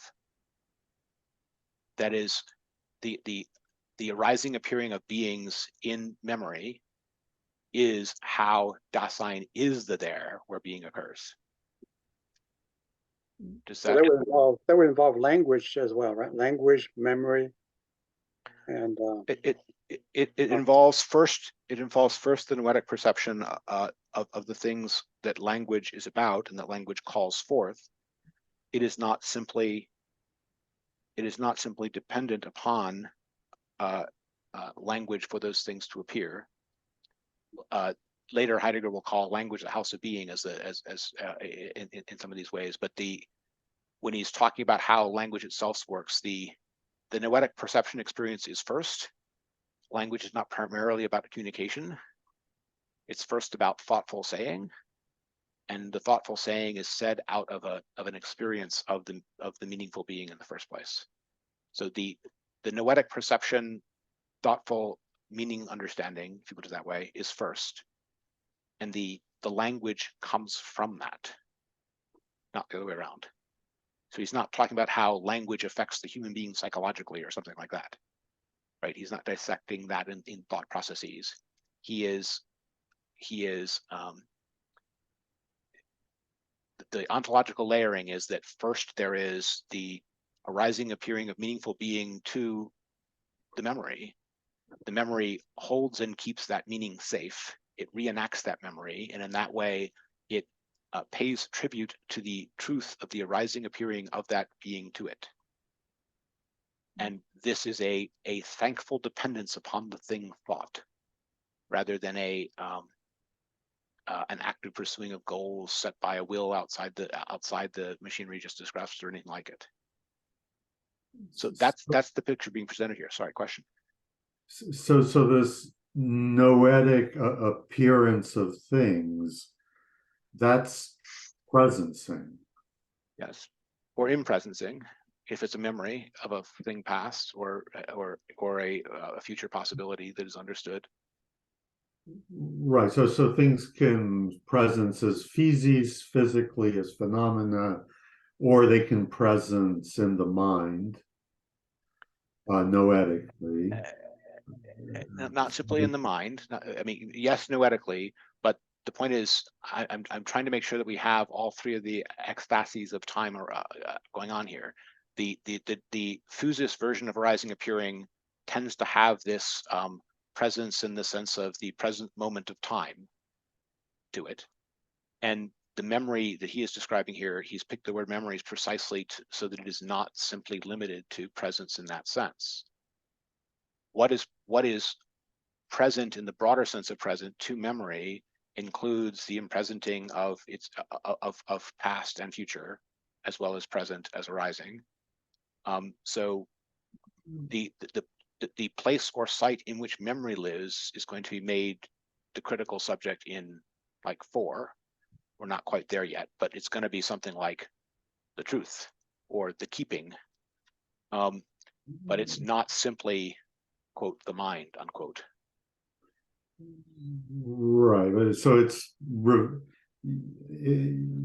revealed to you. Well, the point is that the place or site in which the revelation happens is not simply your mind. It's the truth. It's right. It's something truth-like and mind-like that has been extended to the horizon and has been made other than yourself. He's calling the keeping or the truth. The truth is only, actually the keeping is actually broader than the truth, because the truth is only the stuff which has actually appeared, and the keeping includes the oblivions. But either way, it is the noetic perception, the mind-likeness can be in contact with all of that precisely because memory lives inside truth it did not make. The truth is prior. James? Would it be correct to say that thinking is a kind of duration, because duration involves memory, but also consciousness, perception, perhaps even action? I think no is the answer. It's not about the duration. Thinking as thinking back is a paying back to something which is, right, by keeping it out of oblivion. Mhm. But the thing which is at stake in thinking is whether or not a truth appears or is consigned to oblivion. That is the thing that is always at stake in thankful thinking as he's describing it here. But he is exactly not saying that all these things are things which just transpire in the consciousness, or they're just a matter in a mind, right? They're not happening in the mind. They're happening in truth. The mind is happening in truth. The mind is happening in actuality, for that matter. The mind is happening in time, right? So we'll go back to the tree on the meadow, right? The tree is not in our heads. We stand on the earth, right? Thankful memory is not something that just goes on inside your head. It's something that goes on in truth, which is where your mind actually lives. You sometimes think that it only lives inside your head, but that's just because your visual perception moves around when you shake it, right? So I don't know if that helped, but And truth happens in the clearing, right? Not in your mind. yes, In clearing, and the truth. clearing is another word for what the deepest of the words he's mentioning here is the keeping. He doesn't mention the clearing, but yes, something like that. What the keeping has, the keeping is, or the truth with the clearing is most of this. The word the keeping is allowing the possibility that one of the kinds of, it's not even truth, truth's not the right word for it. One of the kinds of transpirings, if you want to call it that, is that which is kept in oblivion. And it's a straining of language to call it a truth that is kept in oblivion, because it is the case, but it doesn't do the arising appearing thing that makes something a truth. And here, oblivion is a synonym for withdrawing. It is the withdrawn that has specifically not remained in memory. Yeah. Right. Oblivion, the contrast is memory and oblivion. Memory is the light clearing, arising appearing of truth space, and oblivion is the not being, but not in that appearing space, not held and kept in that appearing space. So it still has the same truth-like nature. It still has the same thoughtful-like nature or content, if you like. It could be true, right? But it's not true in the sense of the appearing accent of truth. It is a noetic perceptible, not currently perceived, right?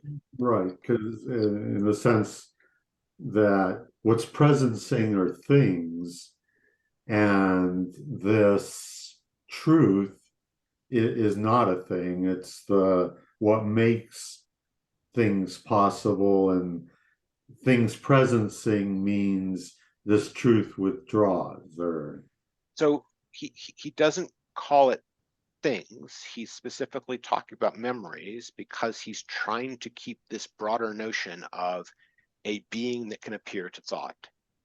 And yes, the phenomenal aspect of appearing things is definitely in that category. The tree on the meadows, the appearance of the tree on the meadow is definitely in that category. The truths about the tree on the meadow are in that category. But there's more things in that category. Your respectful memories of your dead parents is in that category. And it's not an arising appearing entity in front of you, but it is something sheltered in memory, right? So meaningful being, in the sense of meaningful to the mind being, something which has deserved and held attention, right? The beings are in a way a synthesis of meaning that has held the attention. But the the things that have deserved and held attention, and to which attention should be paid, and that should be kept safe in memory, right? All of those things are what he's calling here what calls for thought, right? The things which call for thought. Dan wanted to jump immediately to calling that being. It mostly is, but he's leaving it precisely in the what calls for thought, because he wants it to be explained structurally by how it arose in the argument, right? Without like substituting the answer, right? And the value of the variable x is what calls for thought, not being. Okay. The other comment he makes about this within which the memory occurs is that it is not simply human. He says it's not simply human, nor even primarily. I think this is in 4. He's trying to distance what he is saying from the an understanding of these things, which would understand them as a purely mental inside the head, something like that. See if I can find that passage. It's earlier than this.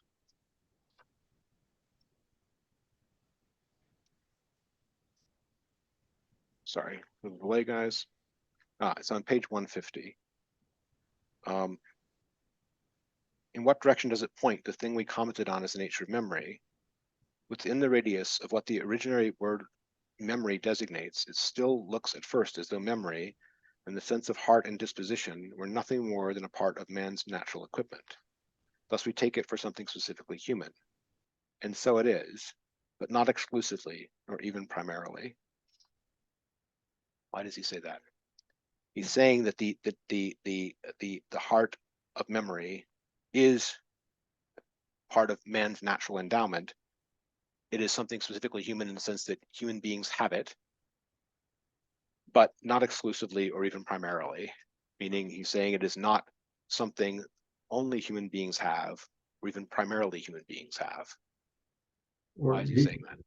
He's saying they don't have it within themselves. It's part of them and their world.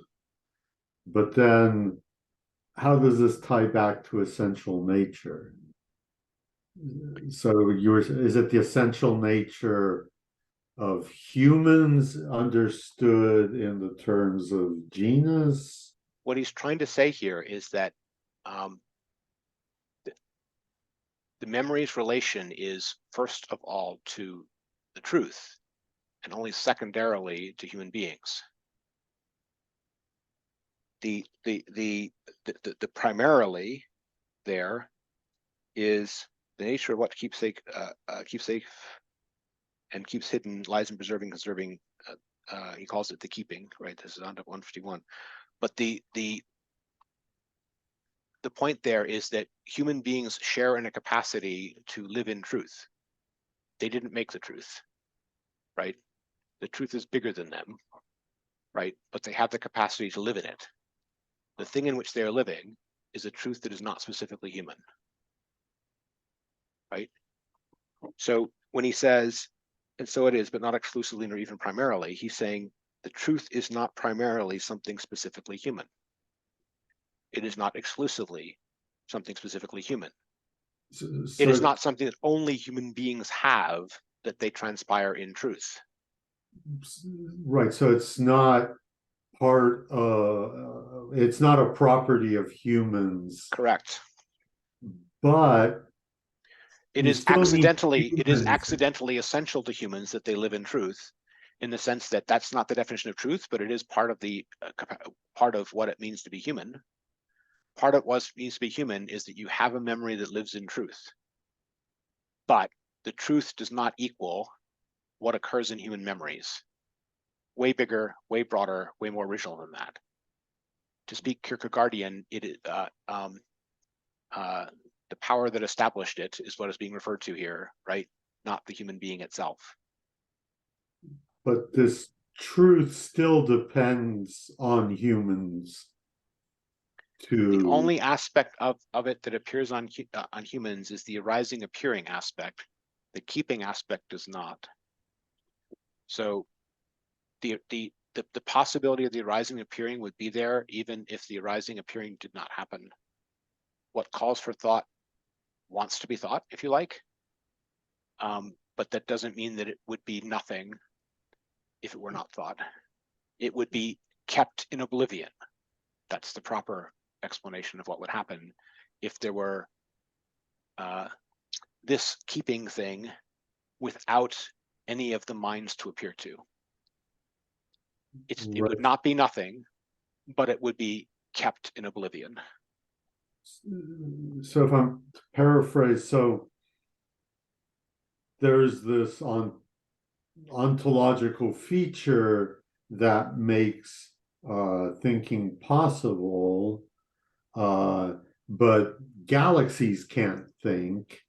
It takes something like a human to show up, and then thinking can happen. It takes something like a human to show up and organize some of what is into the meaningful category of galaxy. And for there, in that sense, for the concept organization galaxy to be part of the arising appearing of meaning to those minds. If that weren't happening, the actualities of galaxies would be kept in oblivion. Not equals would not exist. The distinction between kept in oblivion as does not appear from is nothing is precisely the distinction he's making here. And it's part and parcel of we stand on the meadow, the tree is not in our heads, right? The thing that depends upon the existence of minds is the arising appearing and the meaningful categorizations, not the underlying truthiness, if you get me. The underlying truth likeness is there even for things in oblivion, right? And this is exactly how he is distinguishing his position, this specifically Heideggerian position, from every subjectivism, right? What depends upon the existence of minds is the arising appearing, the remembering, the meaningful articulation into something like conceptual organization, not the underlying event, the underlying keeping that unites both what does appear and what remains in oblivion. And I might just want to point out too. Sure. I mean, he qualifies these terms, but he's precisely using terms like heart and disposition, Yes. as opposed to consciousness. Yes. And I think this is a string that runs through Heidegger for most of his work. And I wonder when you use this term keeping, Yes. and he says at one point even the keeping is like the fundamental essence of the memory. I think he says that, and it's almost as if he's using it in a double sense that, like, yes, there is this keeping of what might be held in oblivion or forgotten that then can be brought into appearance, but we ourselves are kept by it. Right. So the latter is the accent I want to. You're absolutely right about the last, but that last is the accent I want to bring out here, because the keeping is not simply a function of the memory in the sense that it is something only the memory does. Yes, the proper functioning of memory is to hold and keep, something like that, entrust, hold, and keep in the heart, something like that. But the keeping itself refers to something that keeps us. It's not something we keep. Are, he might say, delivered over to it. We don't. It's not something that we even so much have control over. It's a situation that we find ourselves in. It is what we live within. Yes, it is what we live within, in the same way that the early Heidegger would say, Dasein is always already existing in truth. In the truth, yeah, I was thinking the very same thing. And to Pete's point about how does this relate to the human nature? I almost read it as the relation that we take to that situation that we are Sorry, delivered. you're breaking up a little bit. You might have to to. repeat yourself because the thoughts are clear, but the technology is letting you down. Try again. Okay, am I coming through Try again. relatively clearly now? Yes. Thank you. Okay. I just wanted to Pete's point about the relation to the human nature to this, or the nature of man. I almost want to interpret it as this situation that we're delivered over to, that we're kept in.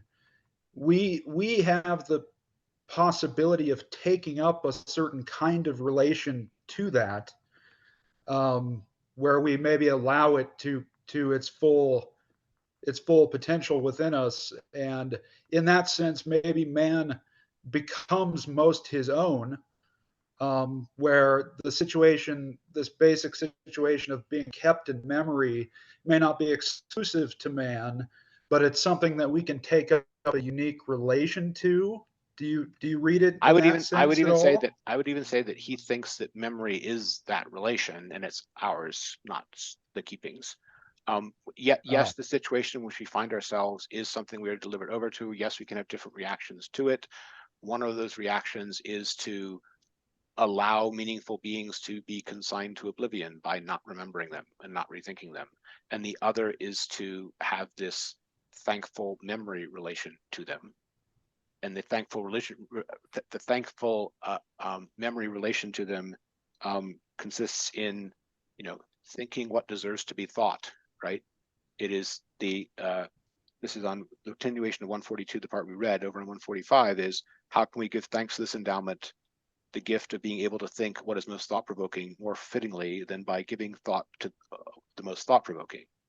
The supreme thanks then would be thinking, and the profoundest thanklessness, thoughtlessness. That's what he's calling that proper relation, right?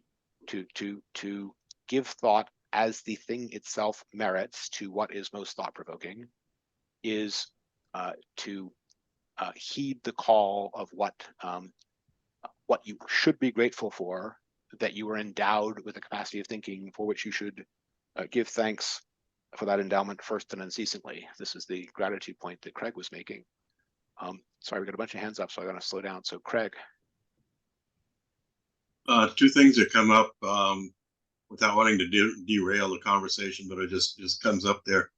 The relationship aspect of this, when I think of something like living in propaganda and untruths, that creates a big problem. It's still thinking to so many people, but it is not a relationship of gratitude. There's a lot of other things driving it. And the second one that comes up to try to deal with here is that relationship seems to me to be completely excluded from any of our discussions on artificial intelligence.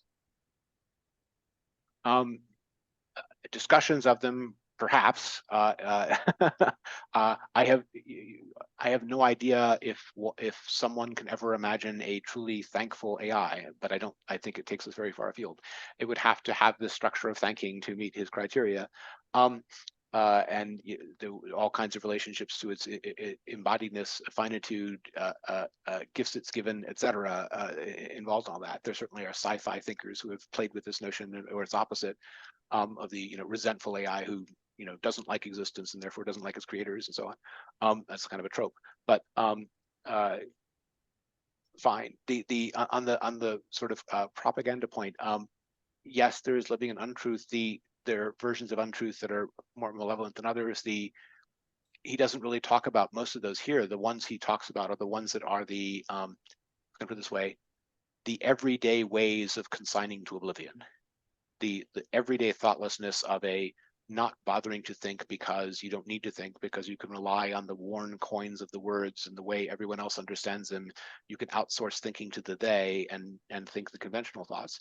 Is there an element of that outsourcing one's thought to the they in susceptibility to propaganda? Undoubtedly, right? Undoubtedly. But it can happen even when there isn't that, right?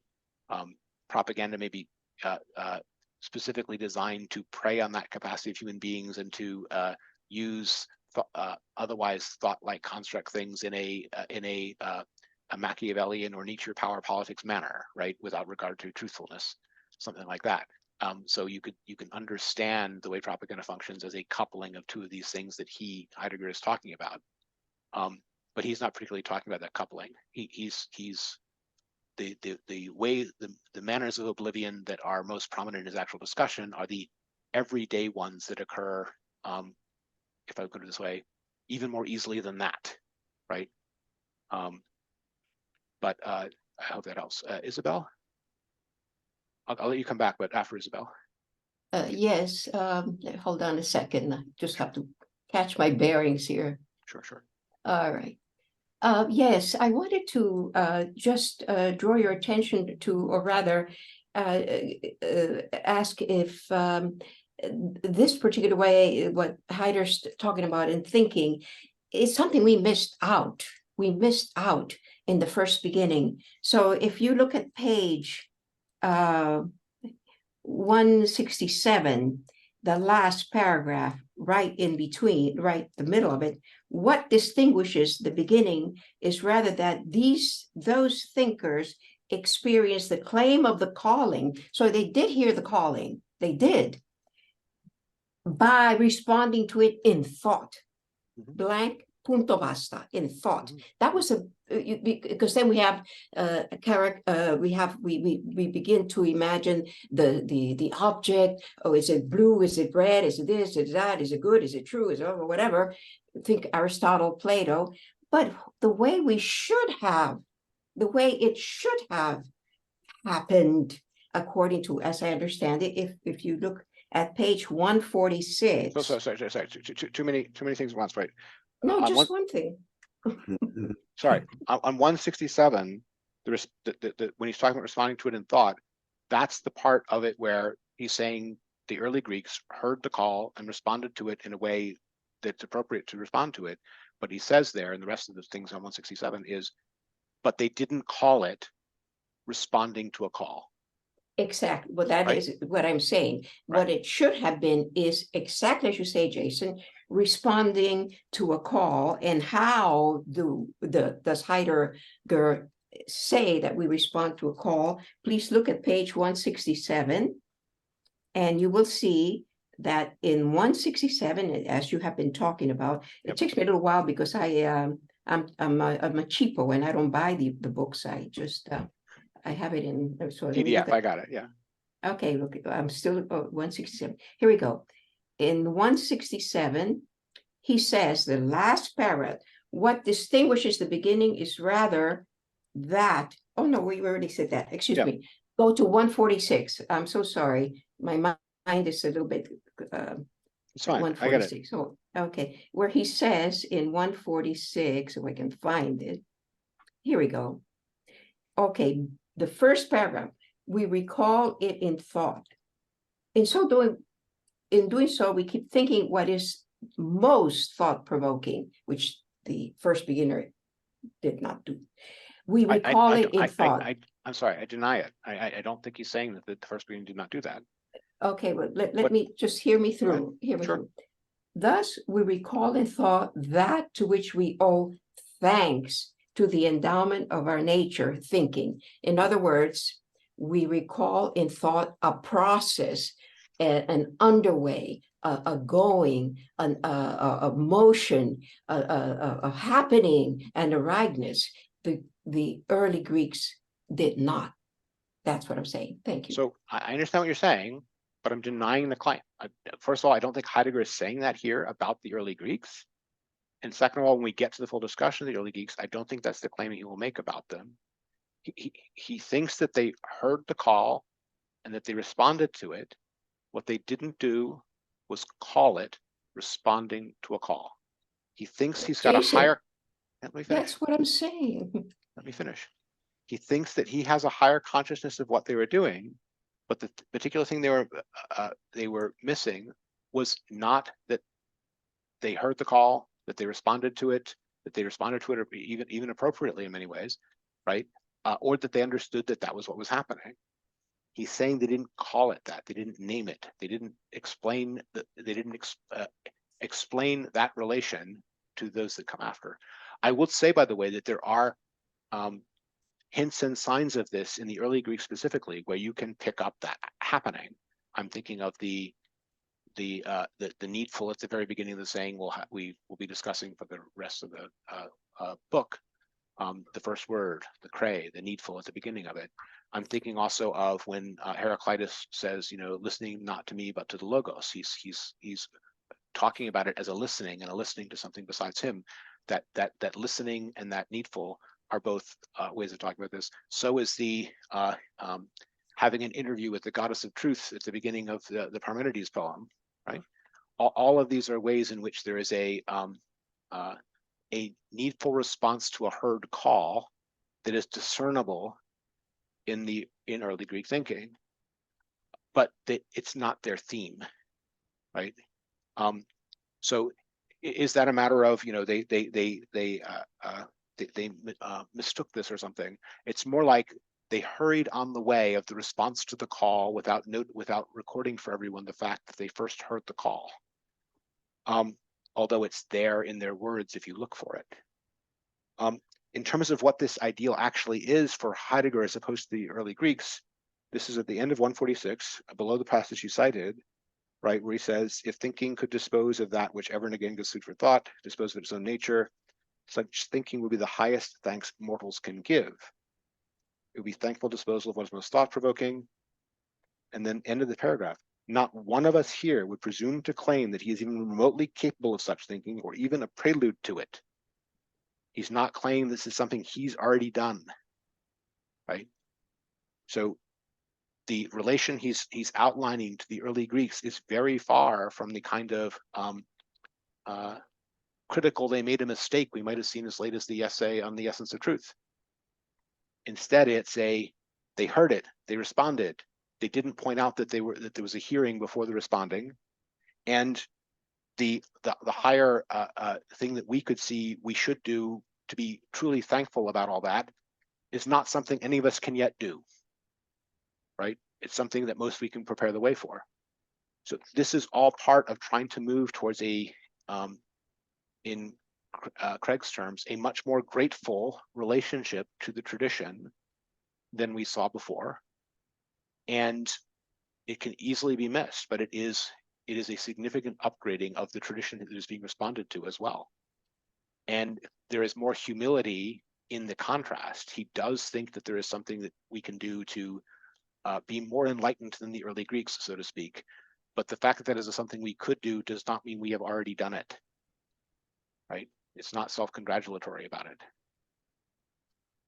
So I didn't want to interrupt your train of thought. You're right to connect those two things, but the particular accent he has on what he sees going on in the early Greeks, it's very important to me to get it right, because he's being way more charitable to them here than we've seen him be in the past. I'm very taken with this, by the way. I'm very taken with the thankfulness for our essential nature that we saw in 142, and with this peak held out as something not that Heidegger thinks he has already done, but as an aspiration, as much for him as for anyone else, right? All of that is a relation to the tradition, if I can put it that way, that is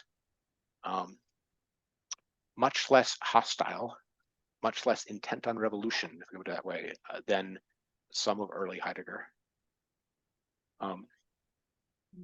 So, just to paraphrase what the Greeks didn't do in not responding to the Yes. call or explaining it, is they did respond to the call, but they didn't thematize the clearing they were in.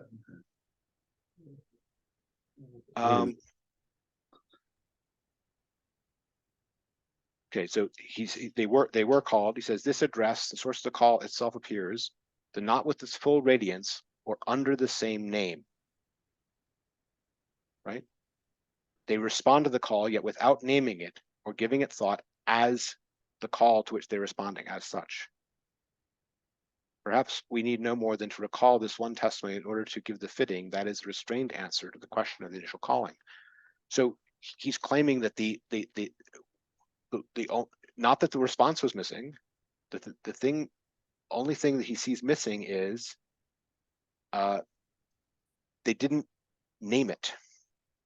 They didn't name it or give thought to the calling as an occurrence as such. So are there ways in which that means a kind of falling short of some ideal that he has held out here, perhaps in the domain of thankfulness?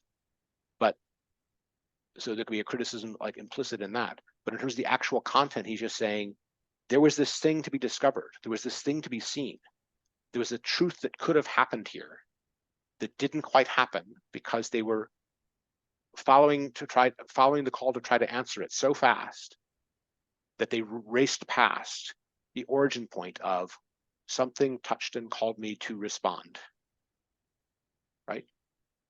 And if they had just pointed that out, then Heidegger wouldn't need to come along and say, notice this structure in which they're doing this. Now, how much is he going to read into that? A lot in the following sense. That call occurs and that people respond to it, Heidegger is presenting here as part of man's fundamental relationship to truth, right? The fundamental relationship to truth that gets built around logos and legen that he sees in the coming out of the Greeks, if understood as a particular response to a particular call that touched these particular people, is going to be heard, understood, and related to differently than if it is presented as a necessary truth uncovered in the nature of things to which no individual historical human being ever had to thinkingly respond, right? The history has been taken out of it, the personality has been taken out of it, and the contingency has been taken out of it, right? And that's what he's trying to put back in. He is biographizing the thinkers having first had the hearing of the call. He wants the hearing of the call that made them thinkers and sent them on their way to be part of their biography and part of the story of the Greeks. If you like, he wants people to understand that the founders of the Western philosophical tradition started with a transformative religious experience. I'm exaggerating for clarity, right? Right. So this is what he means in an introduction to metaphysics when he says that normally Parmenides and Heraclitus are opposing flux versus oneness, but he says no, they're the same. They have a common relation to being in the same. Yes, is that they're in the presence of this calling. And at that time, he wasn't calling it a calling. At that time, he was calling it a where of being or something like that, raising the problem of being or something like that. But yes, by now that's transformed into they were thinkers responding to a call about about what is most thought-provoking about man's relationship to truth, and that. The more broader historical point that Heidegger is making here is that those response to calls about man's relationships to truth set man's essential mission for millennia, right? Man gets a relation to truth which sets him his mission, and that mission that he embarks upon for millennia shapes entire civilizations. What man thinks the truth is and what man thinks his relation to the truth is the most fundamental thing about his history. We already saw that in the understanding of metaphysics that we got in the Nietzsche lectures, right?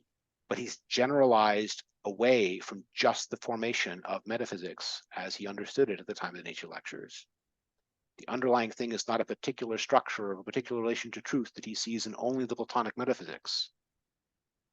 It's now the whole terrain of man's relation to truth that is true in metaphysics, but is deeper than that, a more lasting structure than that, that is about how man responds to the call to live in truth, to be in truth.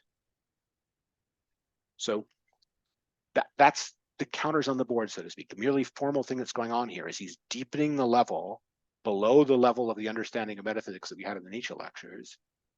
And at the same time, he is drastically revising the opinion of the early Greeks to they are the origin of the first beginning, who responded rightly to a call they heard about man's relations to truth and set man on a mission about truth for thousands of years, but they didn't tell you that that was the structure they were living in and that they were responding to a call they had heard as part of their biography. They left out the biographical part of their story. And that has a key essential ingredient in it, which is part of man's relations to truth, which is truth calls to man to pay attention to it. Dan. Yeah, there is here on page 152 where it says the beginning is rather the veil that conceals the origin.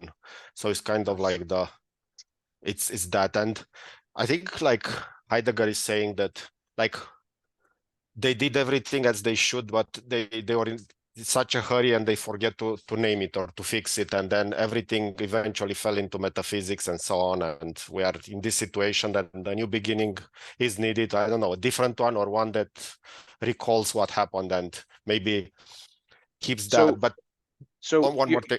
Go ahead. One more thing, and then there is this danger that he names in the familiar. It's kind of like the familiar is there.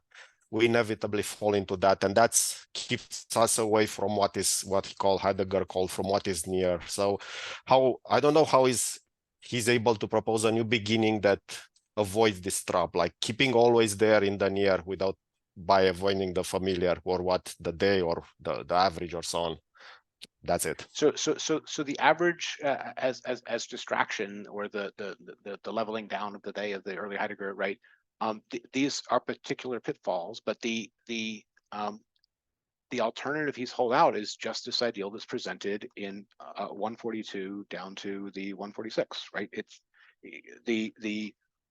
all that is required for anything like the new beginning is to have the experience the thinkers that founded the first beginning actually had.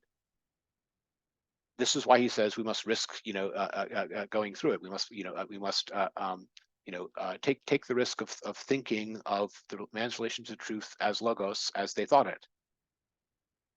We already saw the model of the assimilation of Nietzsche, right? You had to fully understand him in order to have anything like a distance from him.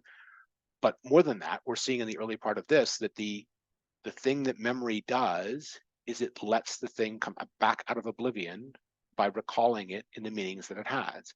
And that means that we have to let our noetic intuition take us to the thoughts the early Greeks had. We have to see the founding of truth as logos. And in seeing the founding as truth as logos, we will be standing on the site where such things can be done, right? And at that point, we're just called upon to think about those matters. Right? We're not going to dispose it. It's not going to be a technological solution to what happens there. We are not going to come up with some way of twisting the widget to achieve some desired end. That's not how fundamental relations to truth happen. If anything is going to change in fundamental relations to truth, guess what's going to be in charge of that change? Truth, not us. Right? So the only thing to be learned in that reenactment is, did they miss anything? But the truth is going to determine that, not us. We're not in charge. These are great questions. So when I say that I think that there's a lot going on in this section, because he's setting up the whole reason that we're going to look at Parmenides very differently than what we saw in early Greek thinking. In the early Greek thinking book, there were the presumption going in was that there were things about the foundation of metaphysics that were the result of things going wrong in the Greeks. By the time we got to the end of the book, we found, oh, actually a lot of things went right in the Greeks. Actually, Heraclitus is quite close to what Heidegger was about, right? We already saw that internal upgrading of the evaluation of the early Greeks at the rock face, so to speak, when he was engaged in the actual interpretation. But now we're getting that upgraded tradition in terms of what its essential accomplishment was before we even turn to considering the Parmenides fragment, which is going to be about needful is to both say and think that being is, and that's not going to be how he interprets it, but just designating the saying in question. Isabel, question or thought? Yes, thank you.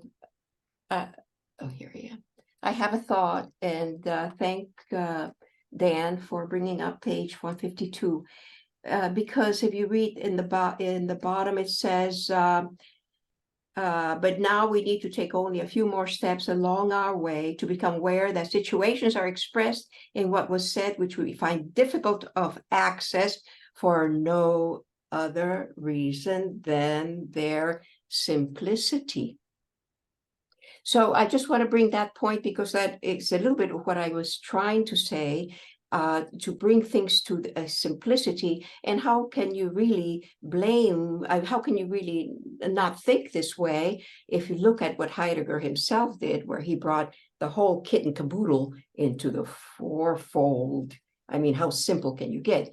And what the simplicity that I would like to offer the group is that in the first beginning, as I understand it, the waywardness of it was that we turned a verb into a noun and we became enamored with the noun, whereas we, as I understand it, Heidegger, by say we, should have kept the verb into the verb, and the verb is thankfulness, because that brings about all the history, all the gathering, all the journey for which we are embarked in. Thank you. Yeah, so you're right to point out the simplicity thing was related to the sort of lost in the common kind of stuff that Dan was talking about. The gathering part is going to be something closer to what they got right. And he mentions some of these things are stubborn because they have their own essential truth, right? There's that is the things missed. The stubbornness of the things missed is in part because the things harped on have their own essential truth, right? But we'll get to the gathering bit.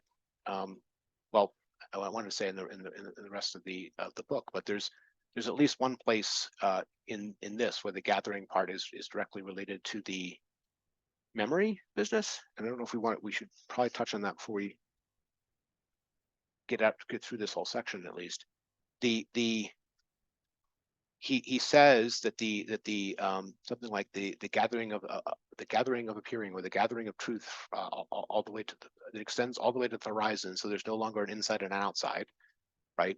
That kind of gathering is something like what we are, right? We are that gathering, right?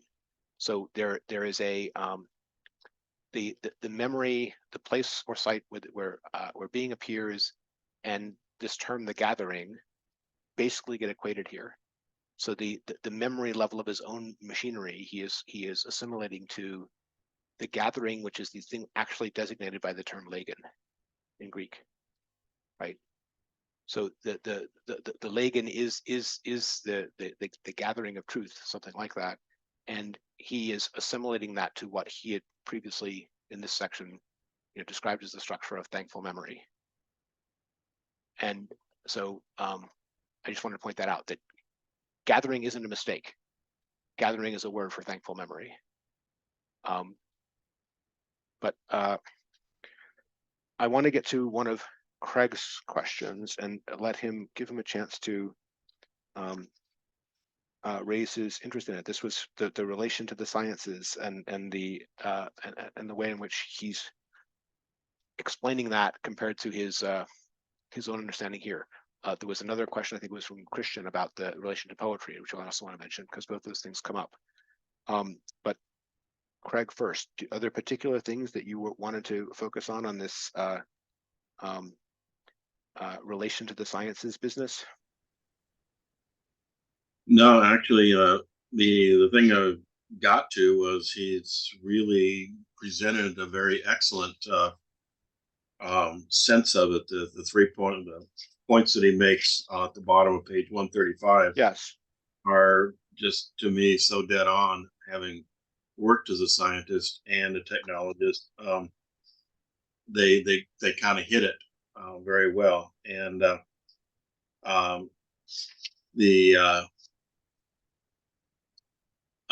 third one, especially that it could be subdued by superior human wisdom and judgment. Quite a challenge there in some respects. Yeah, it can't be, right? This is the point he's making. Yes. The nature of technology is not a merely human fabrication, which, given an appropriate moral command, the Constitution could be subdued, right? So the nature of technology not being something merely technological and not being something which is merely a human contrivance, it's not going to be something which is simply going to be commanded for human purposes by a moral disposition or a legislature, right? Technology is one of the ways in which truth appears. It is governed by the truths within it, and it will develop where the truth takes it. And a legislature cannot make something true or untrue that technology discovers or reveals, right? There's a place in the Essence of Truth essay where, not the one we read, but a different one, the shorter one in his basic writings,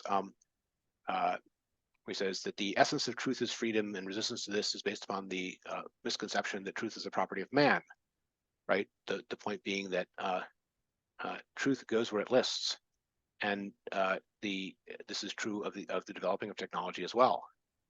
There is something involved in developing a technology where it is another way or place that truth, and truth of a particular kind, is in charge, and human beings are along for a ride. Not always a good ride, but there is a freedom in the heart of truth that is not simply a human thing, right? Yeah, and that goes back to the two aspects that I brought up just a few minutes ago. Bernays' primary book was The Engineering of Human Consent. Mm-hmm. It was a technological sense of creating propaganda, and yet that is completely counter to what Heidegger is bringing up here, that there is a truthfulness that overrides that and could potentially subdue it. And I think it brings up the same issue in terms of the use of AI that we got to. But we need to see the submission to truth even within our greatest technological. In the question concerning technology essay, the particular danger that Heidegger diagnoses in the essence of technology is that it will lead man to view himself as a mere means for technological progress, and that in doing so, lots of people are worried about what that would mean for the fate of men, their humanity to one another, being treated as mere means, and so on. And there are those consequences for sure, and they deserve all of the concern devoted to them. But there's another thing that's at stake in that, from Heidegger's point of view, which is that actual relation to truth ceases to be a human mission, right? And he calls that oblivion happening to being. We saw in this section that the thing which oblivion is contrasted with is memory, right? And if man's relation to truth is one which consigns being to oblivion, then what you have is a disappearing of the kind of grateful, hearkening, thoughtful response to truth he's trying to lay out here, right? And that is not the fact that technology will progress independent of man is the core danger he sees in it. Is that man could lose his essential nature. He could lose a calling. He could fail in a mission he should be on. Now, so that to him is what is potentially at stake in the matter. And if you like, one way to think about that is, are scientists who do their science enmeshed in a technological civilization still in search of the truth?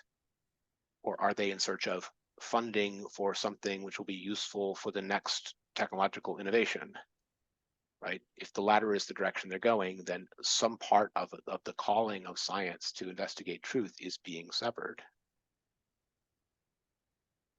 Yeah, and that goes straight into the issue of having been a scientist. I read he was actually a professor where I was at University of Colorado, wrote some wonderful stuff that went into the experience of discovering something that has never been discovered before, and the ecstasy of that discovery. And I had the same thing when I had a breakthrough on my thesis. And I found that unveiling of a new truth that had never been seen before.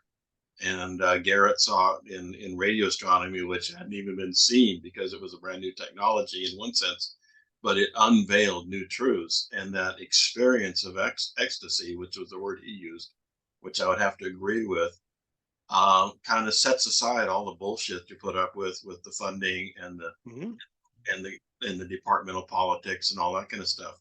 So Right. so that's what was very heartening to me, was to uncover that sense of true thinking in the almost that ecstatic realization. That Yes. If someone has a serious calling for truth, it's going to matter in their motivations and their reactions to those things. I notice it's a characteristic of human beings. If you tell someone a truth that it did not occur to them, but which they can readily recognize, and their response is to involuntarily laugh out loud, you know you're in the presence of someone who loves the truth, right? Just it's a soul test, if you like. Dan.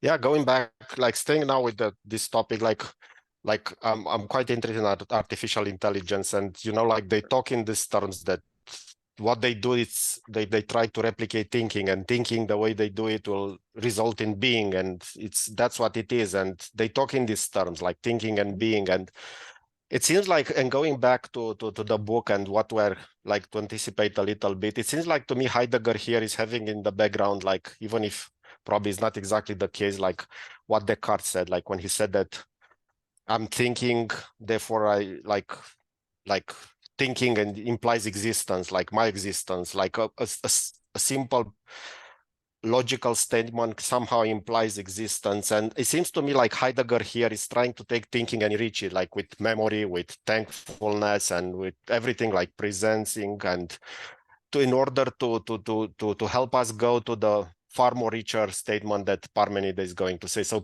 in a way, he's preparing us for far more richer statement and interpretation of thinking and being are the same.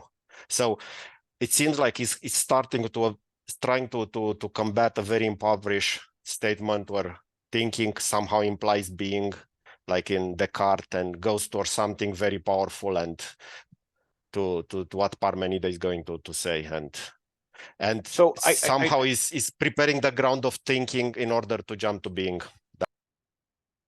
So I mostly agree with you that he's preparing to. He wants these things to be approached with the spiritual depth that is required to understand them, right?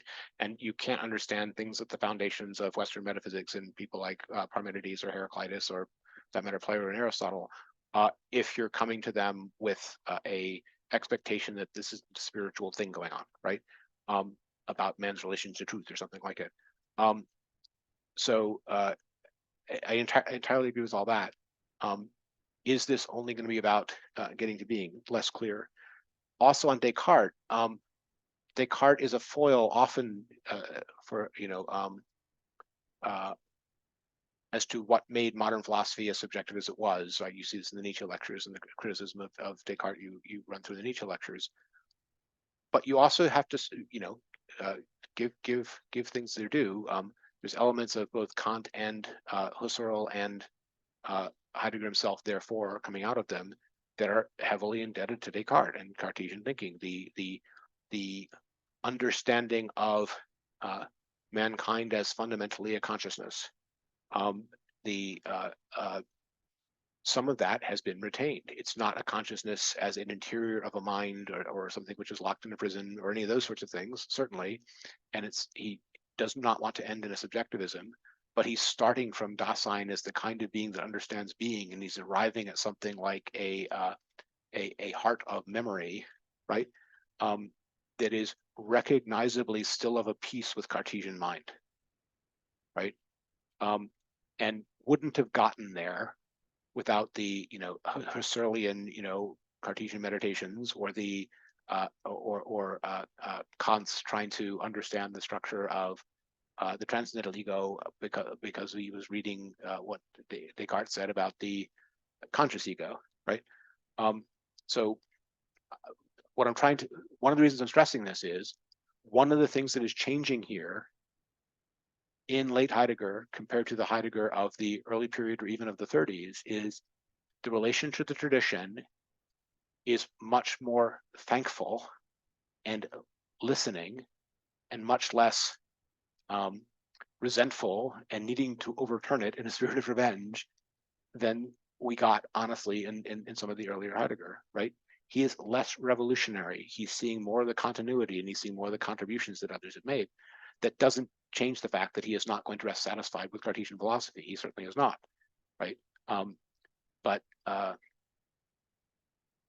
same way that he has a more thankful understanding of the first beginning as a place where this gathering structure was understood, and we'll see that in the second half of this book, you could do the same for Descartes' understanding of consciousness and what was valid in it, what was valuable in it, right?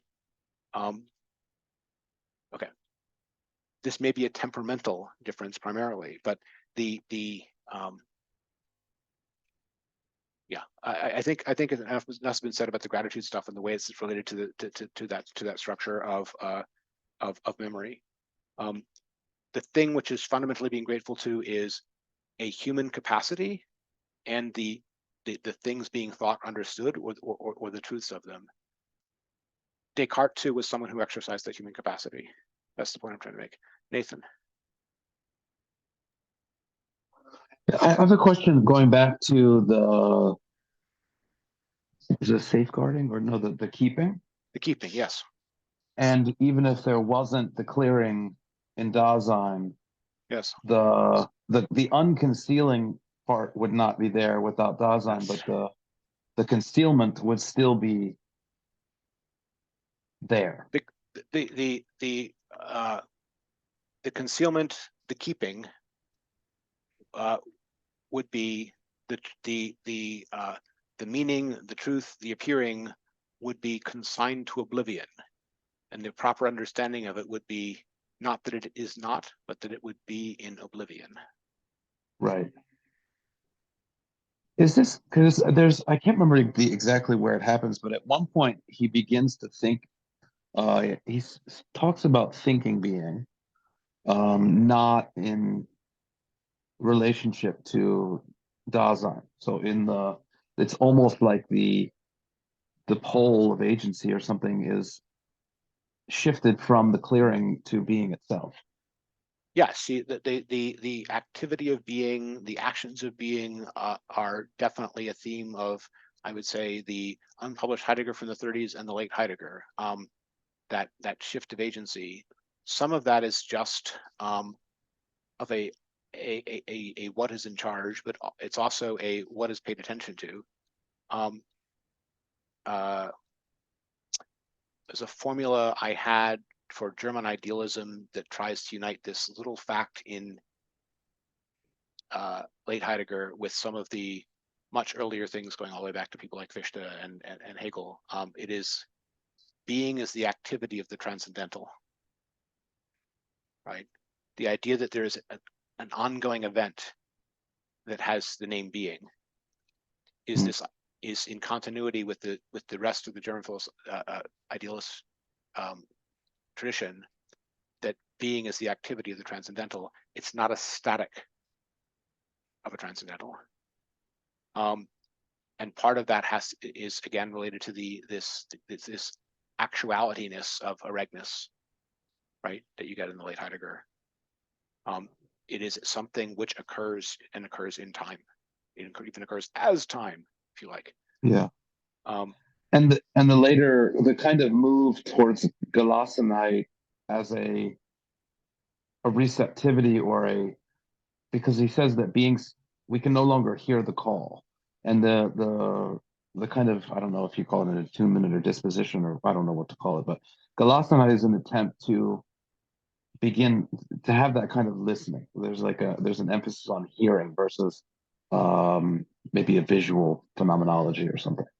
And I don't think it's primarily related to the visual. I think it is exactly this reversal of the activity. He's Gelassenheit is trying to be something like getting the technological mind to let go of the idea that it only thinks for its purposes as you know, the way that it completes its intentional plans, right? That won't be receptive enough that it will, in noetic intuition, let the truth be in charge of the outcome. So, but that change in mood is something he's stressing with that, you know, the Gelassenheit thing. But that's not a differentiation from the structure of memory being described here. If someone has the attitude, the grateful attitude towards memory he's describing here, they've already got that, or they don't need that, so to speak. The person who needs to learn about Gelassenheit is the person who is holding on to a instrumental technological understanding of truth where they think that it is a tool for their purposes. Does that make sense? Yeah, and so and I guess the emphasis on Parmenides and the pre-Socratics was that they did have this kind of, they were attuned to, or they were attentive to the movement of being itself instead of kind of being getting in the way. Not only that, I mean, this whole first beginning is a setting of man's relations to truth, which is part of like a setting man's mission, right? There's a setting of man's mission to as the truth attender, the shepherd of truth, right? Something like that. And they don't necessarily have the exact same understanding as Heidegger has of shepherd of being, but they are still regarding man's relation to truth as the pardon me, as the fundamental and essential thing about man that thinking itself charts out, enacts, creates. The needfuls of Parmenides and the, you know, what you should listen to of Heraclitus are pointing to the same thing, and they're not necessarily using, you know, anything like Gelassenheit as the terms of it, but it is a fundamentally receptive understanding of man's relations to truth, in which the things which are needful are coming from the truth side, if that makes sense. Yeah. James? Is this concerned with the relation to truth?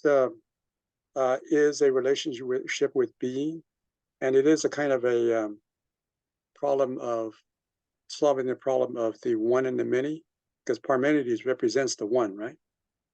I don't think it's primarily the one and the many. I think this is prior to the to that. I mean, he's not necessarily taking over all of Parmenides is problematic on the subject, but yeah, yes, it is a relation to truth is a relation to being. I mean,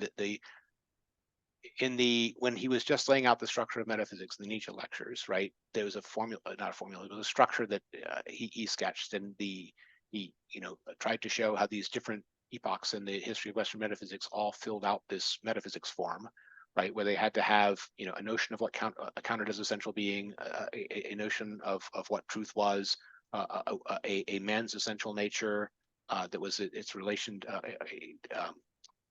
involved in that man's relation to truth, right? And there was a how of being, as well as a what of being, what the being of beings consists is, and how being is, right? But filling out those four was like the grammar of what a metaphysics needed to do to be coherent as a metaphysics, something like that. And core to that was the idea that a notion of what truth is and of man's relation to truth, the relation between man's essential nature and truth, right? That was part of the core structure of metaphysics. He hasn't dropped that. He's generalizing it. He's saying that isn't true only of metaphysics, right? It's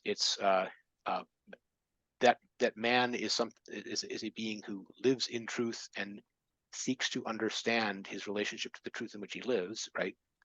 That's this core ability to think that he's calling man's essential nature here. Does that make sense? Yeah, but to think is the way towards toward this kind of you know, the truth of being, right? Yes, the truth of being means the appearing to, the arising appearing, the aletheia, the uncoveredness, you know, of being to man. That's what the aletheia understanding of truth is. That as an event. if that's what you're asking. Yeah, I guess so. Yeah. Thanks. Okay.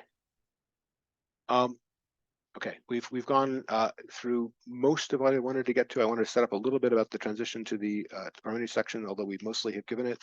The one other thing I know we haven't gotten to that I wanted to cover was the poetry relation. Some of this was covered in the stuff about language, but particularly at the end of 4, he has this passage about evensong, and this is really, it's a point about poetry contrasted with logic in the modern sense. This is the very last paragraph of 162. So the immediate context is logic wants to understand thought and truth as being about propositions, right? And Heidegger wants to point out all the ways in which language as the calling forth of meaningful being to memory being more fundamental because there's more going on in it than just truth of propositions in some propositional logic sense. That's the claim he's trying to make. He's trying to underline or establish that the understanding of the relationship between language and memory that he has laid out, that language calls up meaningful being to memory, and that is going on in propositions that are about propositional logic about facts and predication kinds of things, but it is also way broader than it, and it's the structure on which that is built. That's the claim he's trying to make here. How does he prove that? He proves that by bringing up sentences that make perfect sense in that memory recall of meaningful experience way, but that are problematic for a early Wittgenstein saying that the world consists of facts, and the facts or whatever is the case, and propositions are about those facts, and they claim things which are or not the case, right? And his example of this is a line in a poem that says, "The moon has risen." Why is this an example of this? When the poet tells you at the beginning of a poem, the moon has risen, he's not trying to relay to you a fact about the world outside, which you can go and verify by direct inspection and looking for the moon. He's trying to evoke an experience in your mind. He's trying to set you in a scene. He's trying to move your memory to an experience he has once had, right? And he is setting the context of that experience he is about to tell you about in his poem by telling you something you can relate to yourself because it has occurred to yourself, and he wants to recall that to your memory. So it's not a logical proposition thing. Yes, you can say the moon has risen predicates the property of having risen of the moon. Wonderful, right? But if you think that he's trying to point to a fact in the world that is the case when he writes that line, you've completely missed the point of the poem and what language does in the poem. So this is the kind of why he's bringing the poetry here. He's bringing the poetry to try to show that the understanding of relation to language that regards words and sayings as ways of, as summoning spells for thoughts, as summoning spells for meaningful experiences, right? You can recall to memory and make be again something that was meaningful, that has been that is not even that's been encapsulated in the language. It's that it can be called forth again from the language and relived, right? So the poet can make you relive an experience that he had on a night of after the moon had risen, whatever, by using language in that evocative way. And he's not trying to denote things about the exterior world as he's doing so. He's trying to make contact with your memory. Does that make sense? I want to, Christian's reaction in particular, does this help some of the poetry things he was talking about? Yeah, it really does. And that's kind of what I was gathering too. I mean, again, my sort of point of contact is even already in Being and Time. He's talking about the sort of the status of the derivative status of assertions and propositions from a more fundamental kind of whatever you want to call it. At the time, it seemed to be more of like a kind of a relation of ourselves to the world, right, to the clearing, and he has distanced himself from that more kind of pragmatic view by this point, very clearly so. But he's kept One- that so I think perceptional, that- he's kept that perceptional happening aspect of it, right? There still needs to be some, you know, actual event in history or time of a noetic perception of a something, right? So that's the part Yes. he's kept. Yes. And one thing I wanted to ask you, Jason, I think that he's bringing in the poetry in part to try to show us how we might have a different relation to truth. But I'm still trying to sort of wrap my head around this desire, especially in later Heidegger, to sort of to go back to the beginning in this almost like etymological approach that he's taking. Do you read overtones of sort of his understanding of historicity in that? And it's as if and I agree, this is completely different from the project of like the destruction of traditional Yep. ontology. Yep. But is this why is Heidegger so concerned with going back to the very beginning? Let me Yep. just put it that way. Yeah, very, very good question. So, and some of this is related to this, the worn coinage of language discussion we were having a little bit earlier, right? The idea here is that the thinkers and the sayers and the poets feel a call from truth, and they have an original noetic intuition, and they have an initial perception of meaningful things revealed to them and unveiled to them that they try to put into words. And their sayings are attempts to make that something which can be evoked in our memory rather than only in their own, right? And there's a depth and an immediate contact with the actual event of experience of unveiling truth in that. And Heidegger's faith or conviction is that when you have a spiritually deep thinker, that's going to be there. They're going to have some way in which they're responding to some call of truth on them, and it's at the origin they're going to be trying to put it into words, and therefore at the origin the words are going to have it. Now, what happens as those things get passed around from hand to hand from people who have never had those experiences? The answer is the language gets detached from the experience that originally gave rise to it. So as the person comes to it and doesn't have the experience but understands the words, or thinks they understands the words, and they follow that, these words are related to those words. They see relations among the words instead of relations of the words to the things. They don't re-experience the relation to the things that was originally there in the words, but they do see relations among the words that are useful, current, whatever. The words caught and the sayings were recorded and passed down because they spoke to something originally, or they would have been forgotten, right? But the way in which they're passed on goes through this whole structure of the they, as it's understood in the early Heidegger. The most common way of understanding it, the way that is broadest, the way that most people can get, is the meaning for which it winds up being used. It is if everyone has had the experience, then you can evoke that experience from everyone by saying it. He says there's a utility in shallowness of expression that everybody can do it, right? It's the kind of thinking everyone can do. But that means that the more the focus is on the common and the communication, and the more distant you are from the originating experiences, which require a kind of a deeper intuition, a deeper spiritual connection to the events themselves. You have to be able to actually reproduce the experiences. As more and more people who have handled the words or the sayings or the terms have never done that, right? They're using them more and more just to communicate the common ways of reacting to things that everyone has, and that everyone that has those reactions is the classic the they of early Heidegger, right? So eventually the words get worn down to the point where they can only convey what everyone sees in them, right? And that doesn't mean they're conveying nothing, but they're conveying as little as possible compared to the original. So this going back to very this, restricted. Right. It's meant to be broad in the people that can hear and understand it, and that means shallow in the amount of depth it can contain or the challenge it can make. If you pick up a book of complicated real analysis, right? You're completely unsurprised if you can't understand it, right? it's a challenging material, challenging subject. You need a gifted person to struggle with it for a year to understand it, and everyone expects that. You don't expect that for a course in elementary arithmetic, right? Everybody should be able to understand it the first time.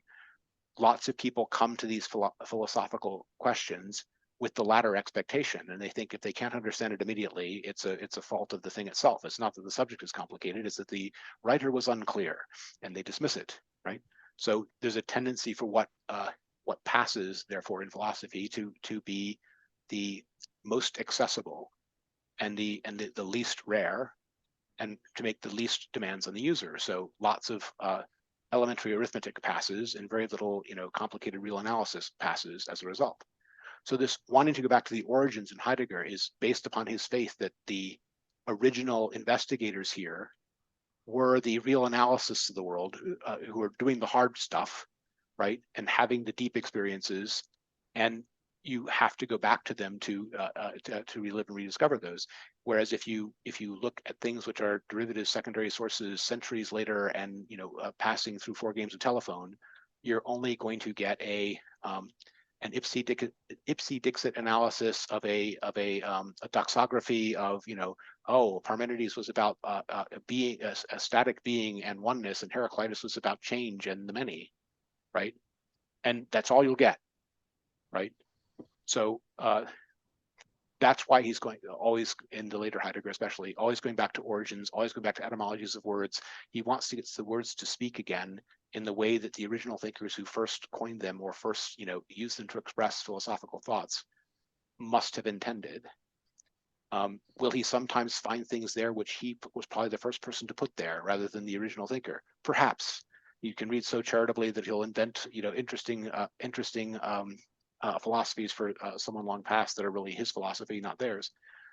That's the danger to which the method is subject. But the reason he's doing it is he thinks that where the person had the original intuitions, that's where the truth is hiding. Yeah, no, thank you. That's very helpful. And it's beginning to become much more clear to me, this approach to that later Heidegger is associated with taking. And in reading this book and listening to you guys, I'm struck by just how much like the point would have been lost on someone like Bertrand Russell, right? Sure. And even myself, right? But it's opening up for me, and I'm starting to understand it more. That's great. That's great. These are all good questions. Okay, so I got to the poetry stuff I wanted to get to. I think we covered at least some of the science stuff Craig wanted to get to. I want to give people a chance to raise other things we didn't get to, but I'm through my material. Dan first, then Craig. Yeah, just to say the same thing, pretty much what you said. Like for Heidegger, what's important, it's what's near and what's simple. And the early thinkers got that. They were in touch with it. But after 2000 or 3000 years, a lot of junk accumulated, and Heidegger pretty much calls that metaphysics. And now instead of seeing the near and that's the most difficult, to see the near and the simple. And we are cutting this metaphysics, the in-between stuff. And he thinks that that's why we need to go back to the origin again, to be in touch with what's near and what's simple, and somehow try to, but maybe the second beginning is to take account of everything that happened and kind of go back to the origin while accounting for what happened since then. Yes, I mean, I would also say there's a relation to history here. There's an understanding of history here. This may be going a little too far afield from what you just said.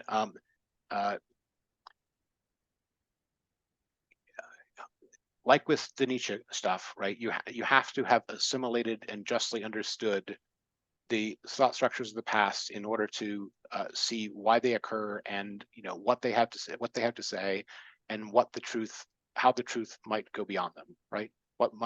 And Heidegger likes to put this as what was unthought in their thinking, right? What was left unthought. Fundamental to that is that the truth be in charge of the results of how it's judged, right? Not history. But he does think that this is the history that actually matters.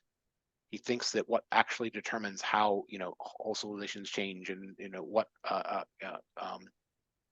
most consequential happenings, what the things which he wants to call destinies and so forth, happen this way, right? They're about this sort of things, these sorts of things rather. That's not obvious. There's plenty of people that disagree with that, right? You know, in various ways, but it is the conviction of him and the whole school he's part of that these, go to this way, the intellectual, spiritual stuff is driving the train, so to speak. Craig. Yeah, a couple things that come up on this. You mentioned earlier the very beginning when I brought some stuff up that I had some other readings. The one that really came up through this whole thing was Peter Kingsley, and his work on Parmenides and the early Greeks in the dark places of wisdom, but also kind of looking at a lot of history reading on the axial age and seeing that the Greeks were not that different than the other developments that took place at the time, and the emphasis that at that point was not just on words, but on dance, on music, on theater. We mentioned poetry in here, and there was a lot more going on in terms of the expressions of this deep-seated truth that I think Heidegger is starting to bring us back to, in a sense, by taking us through where philosophy got a little bit carried away. So I'm going to riff off one of the things you said. I mean, I don't think that he's not going to go to the music and dance place, but on the others of the actual age, I do think that he is trying to move our understanding of Western thought specifically and the philosophers closer to where they can be put in touch with and in contact with those things, right? There's a commonality to the spiritual reaction, if I can put it this way, that in most other places was about religious thought. It was about religious experience. And he even says at this point, at one place, for us Western men, these relations are about thinking. They have to go through thinking. And he says, even if it's Christian and so forth, right? As almost as an aside. The point being that the way in which these things are experienced in the West is through thinking. It is through this more philosophical and this more less explicitly religious without not being religious mode of engagement with these things.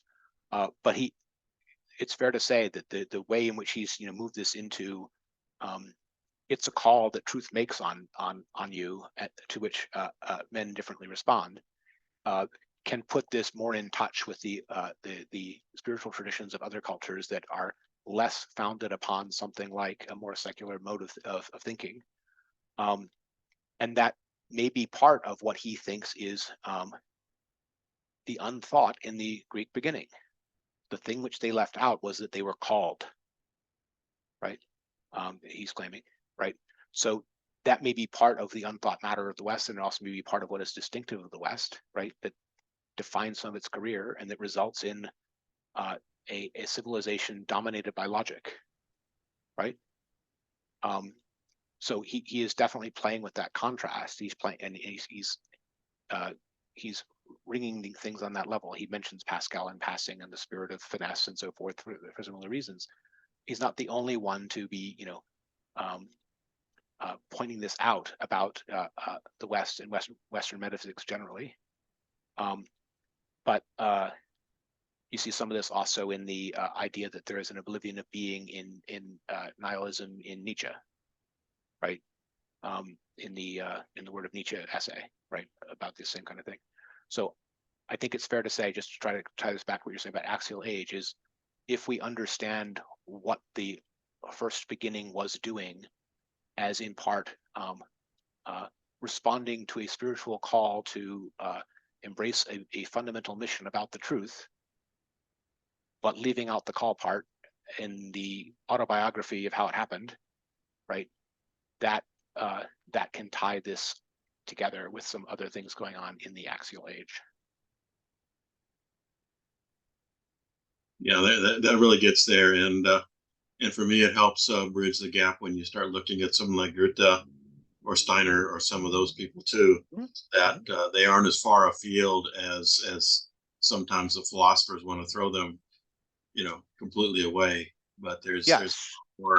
I would also point out, just dog in the fight, but I'll point it out.